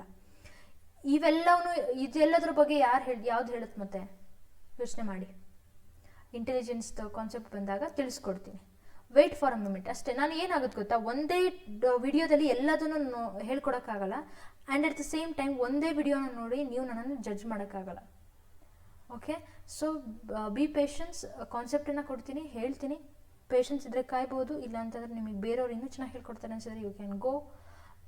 ನನ್ನ ಮೇಲೆ ನನಗೆ ಯಾಕೆ ಕಾನ್ಫಿಡೆಂಟ್ ಅಂತಂದರೆ, first time with my own method, ನನ್ನ ಒಂದು ವೇಯಲ್ಲಿ ನಾನು ಓದ್ಕೊಂಡು TET as well as CTET pass ಮಾಡಿಕೊಂಡೆ. ಇಟ್ಸ್ ಕಾನ್ಫಿಡೆನ್ಸ್, ನನ್ನಲ್ಲಿ ಕಾನ್ಫಿಡೆನ್ಸ್ ತುಂಬ್ತದು ಅಲ್ವಾ. Brain storming technique is used for these children. Actually this question ಇದೆಯಲ್ಲ, ನಾನು ಆ್ಯಕ್ಚುಲಿ ಇದನ್ನು ಹೇಟ್ ಮಾಡ್ತೀನಿ ಆ್ಯಂಡ್ ಇದನ್ನು ನಾನು ಅಕ್ಸೆಪ್ಟ್ ಮಾಡಲ್ಲ. ಯಾಕೆ ಅಂತಲೂ ಸಹಿತ ಹೇಳ್ತೀನಿ. First ಓದ್ಕೊಬಿಡೋಣ. Brainstorming technique is used for these children: slow learners, creative children, mentally challenged children, underachievers. ಕನ್ನಡದಲ್ಲಿ ಮೆದುಳನ್ನು ಕಾರ್ಯಪಟುತ್ವಗೊಳಿಸುವಂತಹ ತಂತ್ರವನ್ನು ಈ ವಿದ್ಯಾರ್ಥಿಗಳಿಗೆ ಉಪಯೋಗಿಸುವರು. ನಿಧಾನವಾಗಿ ಕಲಿಯುವರು, ಸೃಜನಶೀಲ ಮಕ್ಕಳು, ಮಾನಸಿಕ ಸವಾಲುಗಳುಳ್ಳ ಮಕ್ಕಳು ಮತ್ತು ಅಪೂರ್ಣ ಸಾಧಕರು. ನೋಡ್ರಿ, ಹಾಗಿದ್ರೆ ಅವ್ರು ಇಂಡೈರೆಕ್ಟ್ಲಿ ಹೇಳ್ತಿದ್ದಾರೆ, ಈಗ ನಾವು ಕ್ರಿಯೇಟಿವ್ ಆಗಿರುವಂಥದ್ದು ಬ್ರೈನ್ ಸ್ಟಾರ್ಮಿಂಗ್ ಒಂದು ಟೆಕ್ನಿಕ್ಕನ್ನು ಸೃಜನಶೀಲ, correct answer is creative childrens, correct. ಆದರೆ ಇವ್ರಿಗೆ ಮಾತ್ರ ಹೇಳ್ಕೊಡ್ಬೇಕು ಅನ್ನೋ ಥರ ಹೇಳ್ದಂಗೆ ಆಗ್ತಿದೆ ಇದು. ಯಾಕೆ? ನಿಧಾನವಾಗಿ ಕಲಿಯುತ್ತಿರುವಂಥ ಮಕ್ಕಳಿಗಾಗಿರ್ಬೋದು, ಅಥವಾ ಮಾನಸಿಕ ಸವಾಲುಗಳಿರುವಂಥ ಮಕ್ಕಳಾಗಿರಬಹುದು, ಅಪೂರ್ಣ ಸಾಧಕರಾಗಿರ್ಬೋದು, ಇವ್ರಿಗೆ ಯಾರಿಗೂ ಹೇಳ್ಕೊಡ್ಬಾರ್ದಾ? But the way of asking question is wrong ಅಂತ ನನ್ನ ಅಭಿಪ್ರಾಯ ಅಷ್ಟೇ. ನಿಮಗೇನು ಅನಿಸುತ್ತೆ? ನಾನು ಥಿಂಕ್ ಮಾಡ್ತಿರೋದು ಏನಾದರೂ ತಪ್ಪಿದೆಯಾ? You can share with me. ಹಾಗೆ ಬ್ರೈನ್ ಸ್ಟಾರ್ಮಿಂಗ್ ಬಗ್ಗೆ ಹೇಳಿದವರು ಯಾರು? Who is that? Osborn. Full name ಏನೋ ಇದೆ, ನನಗೆ ಆಸ್ಬಾರ್ನ್ ಅಷ್ಟೇ ನನ್ನ ತಲೆಯಲ್ಲಿ ಫಿಕ್ಸ್. ನಾನು BEd ಓದ್ದಾಗಿಂದನೂ Osborn. Because brainstorming technique ನನಗೆ ಅದೇನೋ ಒಂಥರ ಇಷ್ಟ ನನಗೆ. ಆ್ಯಕ್ಚುಲಿ ನಮ್ಮ ಕ್ಲಾಸಲ್ಲಿ ನಾವು ಮಾಡಿಸಿದ್ರು ನಮ್ಮ ಸರ್, ತುಂಬ ಚೆನ್ನಾಗಿತ್ತು. TAT ಬಂತು ನೋಡಿ, ಥಿಮ್ಯಾಟಿಕ್ ಅಪ್ರಿಸಿಯೇಷನ್ ಟೆಸ್ಟ್ ಮೆಷರ್ಸ್. ಏನನ್ನು ಮೆಷರ್ ಮಾಡುತ್ತೆ? ಐ ಥಿಂಕ್ ಪರ್ಸ್ನಾಲಿಟಿ, ಅದರಲ್ಲಿ ಬರುವಂತಹ ಥಿಯರೀಸ್, ಹಾಗೆ ಏನು ಟೆಸ್ಟ್ಗಳೆಲ್ಲ ಬರುತ್ತಲ್ಲ ಅದೆಲ್ಲ ಓದ್ಕೊಳ್ಳಿ. ಅದರಲ್ಲಿ ಯೂಸ್ ಮಾಡುವಂಥ ಕಾರ್ಡ್ಸ್ ಆ್ಯಂಡ್ ಸಿಚುಯೇಷನ್ಸ್ ಯಾವ ರೀತಿಯಾಗಿರುತ್ತೆ ಅದನ್ನೆಲ್ಲ ಓದ್ಕೊಳ್ಳಿ. This is called TAT test, or TAT ಅಂತ ಕರಿತೀವಿ, ಟ್ಯಾಟ್ ಅಂತ ಕರಿತೀವಿ. TAT measures personality, not intelligence. ಪರ್ಸ್ನಾಲಿಟಿಗೂ ಇಂಟೆಲಿಜೆನ್ಸ್ಗೂ ಏನು ಡಿಫ್ರೆನ್ಸು? ಯಾರು ಹೇಳ್ತೀರಾ please? I want this answer. I am very excited. Please ಯಾರು ಹೇಳ್ತೀರಾ? ತುಂಬ ಓವರಾಗಿ ಮಾಡ್ತಿದ್ದೀನ, ನಂಗೆ ಗೊತ್ತಿಲ್ಲ. ಇಂಟೆಲಿಜೆನ್ಸ್ ಮತ್ತು ಪರ್ಸ್ನಾಲಿಟಿಗೂ ಇರುವಂಥ ವ್ಯತ್ಯಾಸ ಏನು? ಬುದ್ಧಿಶಕ್ತಿಗೂ ವ್ಯಕ್ತಿತ್ವಕ್ಕೂ ಏನು ವ್ಯತ್ಯಾಸ? ಏನಿರುತ್ತೆ ಬಿಡ್ರಿ ಮ್ಯಾಮ್ ಅಂತ ಅನ್ಬೋದು ನೀವು. ಬಟ್ ಆ್ಯಕ್ಚುಲಿ ಒಂದು ಮೂಲವಾಗಿ ಇರುವಂಥ ವ್ಯತ್ಯಾಸನ ನೋಡಿ. ಸುಮ್ಮನೆ ಏನೋ ಹೇಳಕ್ಕೆ ಹೋಗ್ಬಿಟ್ರೆ ಮೂಲವಾಗಿರುವಂಥ ವ್ಯತ್ಯಾಸ. ನಾನು ಇಷ್ಟು ಪ್ರೆಸ್ ಮಾಡಿ ಹೇಳ್ತಾ ಇದ್ದೀನಿ ಅಂತಂದರೆ ಯೋಚನೆ ಮಾಡಿ ಸ್ವಲ್ಪ. ಓಕೆ, ಮುಂದೆ ಆಯ್ತಾ ಇದು? ಆಯಿತು. Yes. In which of the following example of operant conditioning is involved? ನೋಡಿ, ಆನ್ಸರ್ ಟಿಕ್ ಆಗಿಬಿಟ್ಟಿದೆ. ಆಗಲೇ ವಿಡಿಯೋ ಮಾಡಿದ್ನಲ್ಲ, ಅದರದ್ದು ಆ್ಯಕ್ಚುಲಿ ಮಿಸ್ ಆಗಿದೆ, sorry. Modification of response, removal of habits, responding without being asked, development of a concept. Operant conditioning, so ಇಲ್ಲಿ ಸರಿಯಾದಂಥ ಉತ್ತರ responding without being asked. Response ಆಗಿರ್ಬೋದು, ಒಂದು ಹ್ಯಾಬಿಟನ್ನು ನಾವು ತೆಗಿಯೋದಾಗಿರ್ಬೋದು, ಅಥವಾ ಒಂದು ಹ್ಯಾಬಿಟನ್ನು ಬೆಳೆಸೋದಾಗಿರ್ಬೋದು, ಏನೇ ಒಂದು ಕಾನ್ಸೆಪ್ಟ್ ಕಲಿಸ್ಬೇಕಾದ್ರೂ ಆಗಿರ್ಬೋದು, that we go with a classical conditioning. It supports that. ಆ ವೇ ಆಫ್ ಕಂಡೀಷನಿಂಗ್ ಮಾಡಿದಾರಲ್ಲ, that is suitable for those things. ಅದಕ್ಕೋಸ್ಕರ ನೀವು ಈ ಥರ ಕ್ವಶನ್ಸ್ಗಳು ಕೇಳಿದಾಗ ನೀವು ಯಾವ ಥರ ಎಲಿಮಿನೇಟ್ ಮಾಡಬೇಕು, ಹೇಗೆ ಆನ್ಸರ್ ಮಾಡಬೇಕು ಅಂತ ಹೇಳಿ ನಿಮ್ಮ ಒಂದು ಡೌಟ್ ಇತ್ತು ಅಂತ ಅಂದರೆ, go with advantages and disadvantages of operant conditioning. So ಅದರಿಂದ ನಿಮಗೆ ಹೆಲ್ಪ್ ಆಗುತ್ತೆ ಪಕ್ಕ. Yes, the correct answer is ಕೇಳದೆಯೇ ಪ್ರತಿಕ್ರಿಯಿಸುವುದು. Which of the following pair is considered as two faces of same coin? Interest, attention. Interest, motivation. ನಮಗೆ interest ಇತ್ತು ಅಂತಂದರೆ ನಮಗೆ ಮೋಟಿವೇಶನ್ ಸಿಗುತ್ತಾ? No. How is it possible? ನನಗಿವಾಗ ಓದೋದಕ್ಕೆ ಇಂಟ್ರೆಸ್ಟ್ ಇದೆ ಅಂದ ತಕ್ಷಣ ನಾನು ಮೋಟಿವೇಟ್ ಆಗಿದ್ದೀನಿ ಅಂತನಾ? ಎಕ್ಸಾಕ್ಟ್ಲಿ ಹೌದಿಲ್ಲ ಅಂತ ಹೇಳ್ತಿಲ್ಲ. ಏನೋ ಒಂದು ಉದ್ದೇಶ ಇಟ್ಕೊಂಡು ಓದ್ತಿರ್ತೀನಿ. ಆದರೆ ಆ ಪರ್ಟಿಕ್ಯುಲರ್ ಟೈಮ್ ಅಲ್ವಾ ಮೋಟಿವೇಶನ್ ಅಂದರೆ ಇಟ್ ಈಸ್ ಫುಲ್ ಅದೊಂಥರ ಹೈ ಲೆವೆಲ್ ಅದು. ಮೆಚುರೇಷನ್ಗೂ ಮೋಟಿವೇಶನ್ಗೂ ಏನು ಸಿಮಿಲಾರಿಟಿ ಏನಿದೆ? ನೋ. ತುಂಬ ಜನ ಇದಕ್ಕೆ ಟಿಕ್ ಮಾಡಿರ್ತಾರೆ ನನ್ನ ಒಂದು ಸಿಕ್ಸ್ ಸೆನ್ಸ್ ಮೇಲೆ. Attitude and maturation, no. The correct answer is interest and attention. ನನಗೆ ಇಂಟ್ರೆಸ್ಟ್ ಇತ್ತು ಅಂತಂದರೆ ಐ ವಿಲ್ ಬಿ ಅಟೆಂಟಿವ್. ಈ ಕಾನ್ಸೆಪ್ಟನ್ನು ಹೇಳಿದವರು ಯಾರು ಹೇಳ್ತೀರಾ? ಯಾವ ಥಿಯರಿಲಿ ಹೇಳಿದ್ದಾರೆ? ಗೆಸ್ ಮಾಡಬಹುದಾ? Take a chance. ತಪ್ಪಾದ್ರೆ ಆಗಲಿ, ತೊಂದರೆ ಇಲ್ಲ. ಅಟೆಂಪ್ಟ್ ಬಿಡಬಾರ್ದು. ತಪ್ಪಾಗುತ್ತೆ ಅಂತ ಹೇಳಿ ಅಟೆಂಪ್ಟ್ ಬಿಡಬಾರ್ದು. ಹೇಳ್ತೀರಾ? ಯಾರು ಹೇಳ್ತೀರಾ ನೋಡೋಣ. ವೆಯ್ಟ್ ಮಾಡ್ತಿರ್ತೀನಿ. Please do comment. ಈ ಥಿಯರಿನ ಈ ಒಂದು ಕಾನ್ಸೆಪ್ಟನ್ನು ಯಾವ ಥಿಯರಿ ಹೇಳಿದ್ದಾರೆ? ಓಕೆ. ಆಸಕ್ತಿ ಮತ್ತು ಅವಧಾನ. ಕೆಳಗಿನ ಯಾವ ಒಂದು ಜೊತೆ ಅಂದರೆ ಪೇರ್ ಇದೆ ಅಲ್ವಾ, ಅದಕ್ಕೋಸ್ಕರ ಒಂದೇ ನಾಣ್ಯದ ಎರಡು ಮುಖ. ಇಂಟ್ರೆಸ್ಟ್ ಆ್ಯಂಡ್ ಅವಧಾನ. ಆಸಕ್ತಿ ಮತ್ತು ಅವಧಾನ. Okay. Learning to ride a bicycle. ನೀವಿವಾಗ ಸೈಕಲ್ನ ಕಲಿಬೇಕು. That is an example for this type of learning. Classical conditioning, operant conditioning. ಇಲ್ಲಿ ಈ ಎರಡೂ ವರ್ಡ್ ಕಂಡೀಷನಿಂಗ್ ಹೇಳ್ತಾ ಇದೆ. So there is no need of word using conditioning. So ಇವೆರಡು ಅಲ್ಲ. ಅಂದರೆ ಬೈಸಿಕಲ್ ಕಲಿಬೇಕು ಅಂತ ಕಂಡೀಷನ್ ಇರುತ್ತಾ? ನೋ. ಹೇಗೆ ಕಲಿತೀವಿ ನಾವು? By using trial and error. ಪ್ರಯತ್ನ ಮಾಡ್ತಿರ್ತೀವಿ, ಬೀಳ್ತಿರ್ತೀವಿ, ಪ್ರಯತ್ನ ಮಾಡೋದು ಬೀಳೋದು. ಸೊ ಎಕ್ಸಾಂಪಲ್ ಸ್ಪೆಸಿಫಿಕ್ ಆಗಿ ಇದು ಟ್ರಯಲ್ ಆ್ಯಂಡ್ ಎರರ್ ಮೆಥಡಿಗೆ ಹೋಗುತ್ತೆ. Okay. Easy way to answer. The skill of wearing a machine does not help in driving a car. Which type of transfer of learning? ಅಂದರೆ ಒಂದು ಕಡೆ ನಾನು ಓದಿದ್ದು ಇನ್ನೊಂದು ಯಾವುದೋ ಒಂದು ಕಡೆಗೆ ಅಪ್ಲೈ ಆಗ್ತಿಲ್ಲ and it is not useful for me in the next time. ಹಾಗಿದ್ರೆ ಅಂತಹ ಒಂದು ಕಲಿಕೆನ ನಾವು ಏನಂತ ಕರಿತೀವಿ? ಯಾವ ರೀತಿಯಾದಂತಹ ಕಲಿಕೆಯ ವರ್ಗಾವಣೆ? ಕಲಿಕೆಯ ವರ್ಗಾವಣೆಯಲ್ಲಿ ಎಷ್ಟು ರೀತಿಯಲ್ಲಿದೆ? 3 ರೀತಿಯಲ್ಲಿದೆ. ಒಂದು ಪಾಸಿಟಿವ್, ಒಂದು ನೆಗೆಟಿವ್, ಒಂದು zero. Positive transfer, negative transfer and zero transfer. Which is the correct answer then? Exactly here the correct answer is ಶೂನ್ಯ ವರ್ಗಾವಣೆ. ಓಕೆನಾ?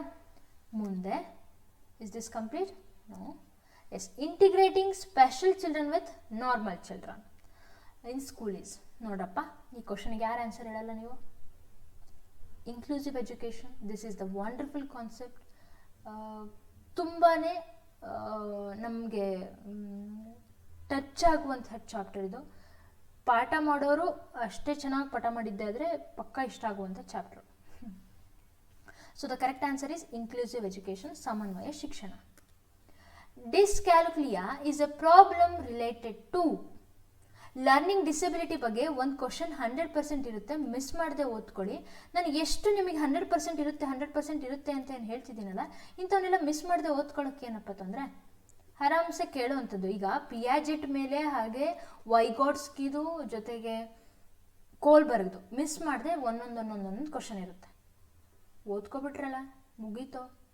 ಲರ್ನಿಂಗ್ ಡಿಸಬಿಲಿಟೀಸ್ದು ನಿಮಗೆ ನಾನೊಂದು ವಿಡಿಯೋ ಡಿಸ್ಕ್ರಿಪ್ಷನ್ ಹಾಕ್ತಿರ್ತೀನಿ. ಲರ್ನಿಂಗ್ ಡಿಸಬಿಲಿಟೀಸ್ ಅಂತಲೇ ಕೊಟ್ಟಿರ್ತೀನಿ ಹೆಡ್ಡಿಂಗು, ನೋಡ್ಕೊಳ್ಳಿ. ಡೀಟೇಲ್ ಆಗಿ ಎಲ್ಲ ಲರ್ನಿಂಗ್ ಡಿಸಬಿಲಿಟೀಸ್ನ ಹೇಳಿದ್ದೀನಿ. ನಿಮಗೆ ನೀವು ಬಿ ಎಡ್ ಓದುವಾಗ 4-5 ಓದಿರ್ತೀರ, ಅಷ್ಟೇ ಸಾಲಲ್ಲ. ಬಟ್ ಎಕ್ಸಾಮ್ ಅಂತ ಹೇಳಿ ಬಂದಾಗ ನಿಮಗೆ ಇನ್ನೂ ಹೆಚ್ಚು ಲರ್ನಿಂಗ್ ಡಿಸಬಿಲಿಟೀಸ್ ಬಗ್ಗೆ ಕಾನ್ಸೆಪ್ಟ್ ಬೇಕು. ಸೊ ಅದನ್ನು ನಾನು ಲಿಂಕನ್ನು ಕೊಟ್ಟಿರ್ತೀನಿ, ನೋಡ್ಕೊಳ್ಳಿ. ಓಕೆನಾ? ಇಲ್ಲಿ ಸರಿಯಾದಂಥ ಉತ್ತರ arithmetic, because it is related with calculation. ಅಂಕಗಣಿತ ಸರಿಯಾದಂತಹ ಉತ್ತರ. Creativity rest more on which factor? Creativity it always focus on, ಯಾರಲ್ಲಿ ಕ್ರಿಯೇಟಿವಿಟಿ ಇರುತ್ತೆ, when they think divergently. Divergently ಅಂತಂದರೆ ಒಂದು ಪ್ರಾಬ್ಲಮ್ ಇರುತ್ತೆ, for that problem we find the solution. ಹೌದು, if it is in the only one direction, ಅದು ಒಂದೇ ಒಂದು ದಾರಿಲಿ ಒಂದೇ ಒಂದು ವೇಲ್ ಹೋಗ್ತಿದೆ, ಹೀಗೆ ಮಾಡಬೇಕು, ನಾನು ಇಲ್ಲಿ ಟಿಲ್ ಗೆಲ್ಲಿಲ್ಲ ಅಂತ ಅಂದರೆ ನಾನು ಸೋತೆ ಜೀವನದಲ್ಲಿ. That is convergent thinking. But ನಾನು ಟಿ ಪಾಸ್ ಆಗ್ತಿದ್ದೀನಿ, ಹಾಗೆ ಆಗ್ತೀನಿ, ಆಗಲಿಲ್ಲ ಅಂತ ಅಂದರೆ ನಾನು ಹಾಗೆ ಮಾಡ್ಬೋದು, ಹೀಗೆ ಮಾಡ್ಬೋದು, ಅದಿದೆ ಆಪ್ಷನ್, ಇದಿದೆ ಆಪ್ಷನ್, ಅದಿದೆ ಇದಿದೆ, ಡಿಫ್ರೆಂಟ್ ವೇಸ್ ಆಫ್ ಕಲೆಕ್ಷನನ್ನು ಫೈಂಡ್ ಔಟ್ ಮಾಡ್ತೀವಲ್ಲ, that is called divergent thinking. ಒಂದು ಪ್ರಾಬ್ಲಮ್ಗೆ ಡಿಫ್ರೆಂಟ್ ಅದು ಸುತ್ತ ಅದು ಬರುವಂತಹ ಎಲ್ಲ ಆಯಾಮಗಳನ್ನು ಕನ್ಸಿಡರ್ ಮಾಡಿ ಅವುಗಳಲ್ಲಿ ಪ್ರಾಬ್ಲಮ್ಸನ್ನು ಇಟ್ಕೊಂಡು ಅದನ್ನಲ್ಲಿ ನಾವು ಸೊಲ್ಯೂಷನನ್ನು ಫೈಂಡ್ ಔಟ್ ಮಾಡ್ತೀವಲ್ಲ, that is called divergent thinking. So divergent thinking it suits for the creativity. Who introduced the developmental terms of adolescence? And this is the last question. ನೋಡ್ರಿ, ಈ ಥರ ಈ ಥರದ್ದೆಲ್ಲ ಇರುತ್ತಲ್ಲ, easiest to answer. I think ನಾನು ಈ ಕ್ವಶನನ್ನು ನಾನು ನಿಮಗೆ ಬಿಡ್ತೀನಿ, because this is the last question. ನಿಮ್ಮ ಕಡೆಯಿಂದನೂ ಸ್ವಲ್ಪ ಆ್ಯಕ್ಟಿವ್ನೆಸ್ ಇರಬೇಕಲ್ಲ, ಬರೀ ನಾನೇ ಬಡ್ಕೊತಿದ್ರೆ ನನಗೆ ಒಂದಿನ ಮೋಟಿವೇಶನ್ ಕಡಿಮೆ ಆಗಿ ಯಾರು ಏನು ಆ ಕಡೆಯಿಂದ ಬರಲ್ಲ, ಬರೀ ನಾನೇ ಒಬ್ಬ ಅಂತ ಬಡ್ಕೋಬೇಕು ಅಂತ ಅನಿಸುತ್ತೆ. Please do comment. ನನಗೆ ಸಪ್ರೇಟಾಗಿ ಮೆಸೇಜ್ ಮಾಡ್ತಿರಲ್ಲ, ಅದನ್ನು ಪ್ಲೀಸ್ ಇಲ್ಲಿ ಹಾಕ್ರಿ. ಬಿಕಾಸ್ ಇದು ಸೋಷಿಯಲ್ ಮೀಡಿಯಾ ಅಲ್ವಾ, ತುಂಬ ಜನ ನೋಡ್ತಾರೆ. It helps me also. ನನ್ನ ಕಡೆಯಿಂದ ನನಗೇನು ಹೆಲ್ಪ್ ಆಗ್ತಿದೆ ನಾನು ಮಾಡ್ತಿರೋದ್ರಿಂದ ಪ್ಲೀಸ್ ಡು ಕಮೆಂಟ್. ಇನ್ನು ಯಾವ ಥರ ಕೇಳೋಕ್ಕೋ ಗೊತ್ತಿಲ್ಲ ನನಗೆ. ಓಕೆ, ಈ ಕ್ವಶನ್ ನಿಮಗೆ ಬಿಟ್ಟಿದ್ದೀನಿ. ಹೇಗೆ ಇನ್ನೊಂದು ಕ್ವಶನ್ ಇದೆ. Which of the following is called as investigators I? Analysis of probable causes, pinpointed problem, action plan, action hypothesis. ಏನಿರಬಹುದು? ಕ್ರಿಯಾ ಸಂಶೋಧಕನ ಕಣ್ಣು ಅಂತ ಹೇಳಿ ನಾವು ಯಾವುದಕ್ಕೆ ಕರಿಬಹುದು? ಅದಕ್ಕೆ ಕರಿಬಹುದು ಆಕ್ಷನ್ ಹೈಪೋಥೆಸಿಸ್. ಅವ್ನು ಹಾಕೊಳ್ತಾನಲ್ಲ ಆಕ್ಷನ್ ಹೈಪೋಥೆಸಿಸ್, ಅಲ್ಲಿ ನಾವು ಹೇಳಬಹುದು. Why it is not writing action hypothesis. Okay, this is all about 2014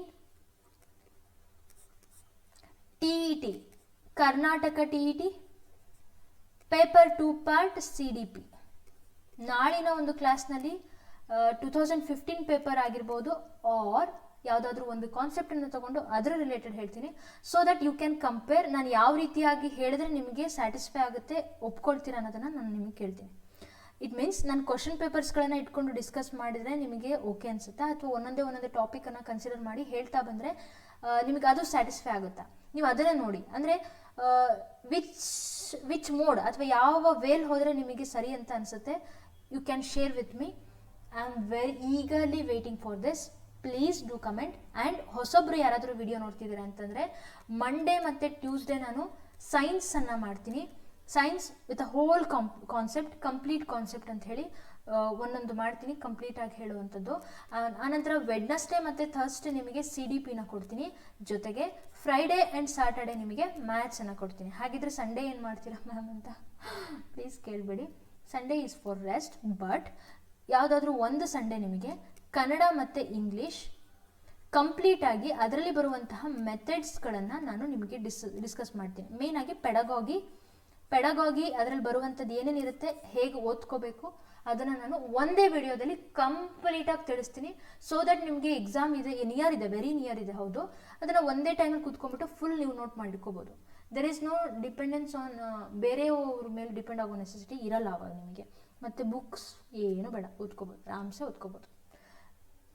confidence ಇರಲಿ, ಮರಿಬೇಡಿ. ನಿಮ್ಮ ಮೇಲೆ ನಿಮಗೆ ಕಾನ್ಫಿಡೆಂಟ್ ಇರಲಿ. And please do trust me. Thank you so much for watching this video. ಹಾಗೆ ನೀವು TET ಡಿಸ್ಕಷನ್ ನಮ್ಮ ಗ್ರೂಪಿಗೆ ಜಾಯ್ನ್ ಆಗಿಲ್ಲ ಅಂತಂದರೆ you can join now. And again CTET, KTET ಅಂತ ಗ್ರೂಪ್ ಇದೆ. ಎರಡರಲ್ಲಿ ಯಾವ ಗ್ರೂಪ್ಗಾದರೂ ಜಾಯ್ನ್ ಆಗ್ಬೋದು. If you are in Instagram, please do follow me in my account Sindhu MS23 ಅಂತ ಹೇಳಿದೆ. ನನ್ನನ್ನು ಫಾಲೋ ಮಾಡಿ. ಜಸ್ಟ್ ಫಾರ್ ಅಂದರೆ ಅಲ್ಲೂ ಸಹಿತ ಸುಮ್ಮನೆ ಏನಾದ್ರು ನಾನು ಸುಮ್ಮನೆ ಕೂರಲ್ಲ, ನಾನು ಏನಾದರೂ ಮಾಡ್ತಿರ್ತೀನಿ. ಅಲ್ಲೂ ಸಹಿತ ನಿಮ್ಗೆ ಯಾವುದಾದ್ರೂ ಒಂದು ನಾಲೆಜನ್ನು ಕೊಡೋದಕ್ಕೆ ಟ್ರೈ ಮಾಡ್ತೀನಿ, ಬಿಡಲ್ಲ.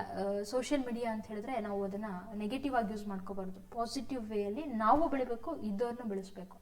That is the main thing ಅಲ್ವಾ.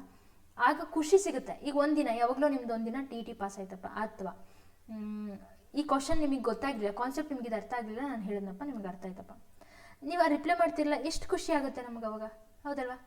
That is the what I want, ಅದು ನನಗೆ ಮೇನಾಗಿ ಬೇಕಾಗಿರೋದು ಅಷ್ಟೇ. Thank you so much, bye, have a good day.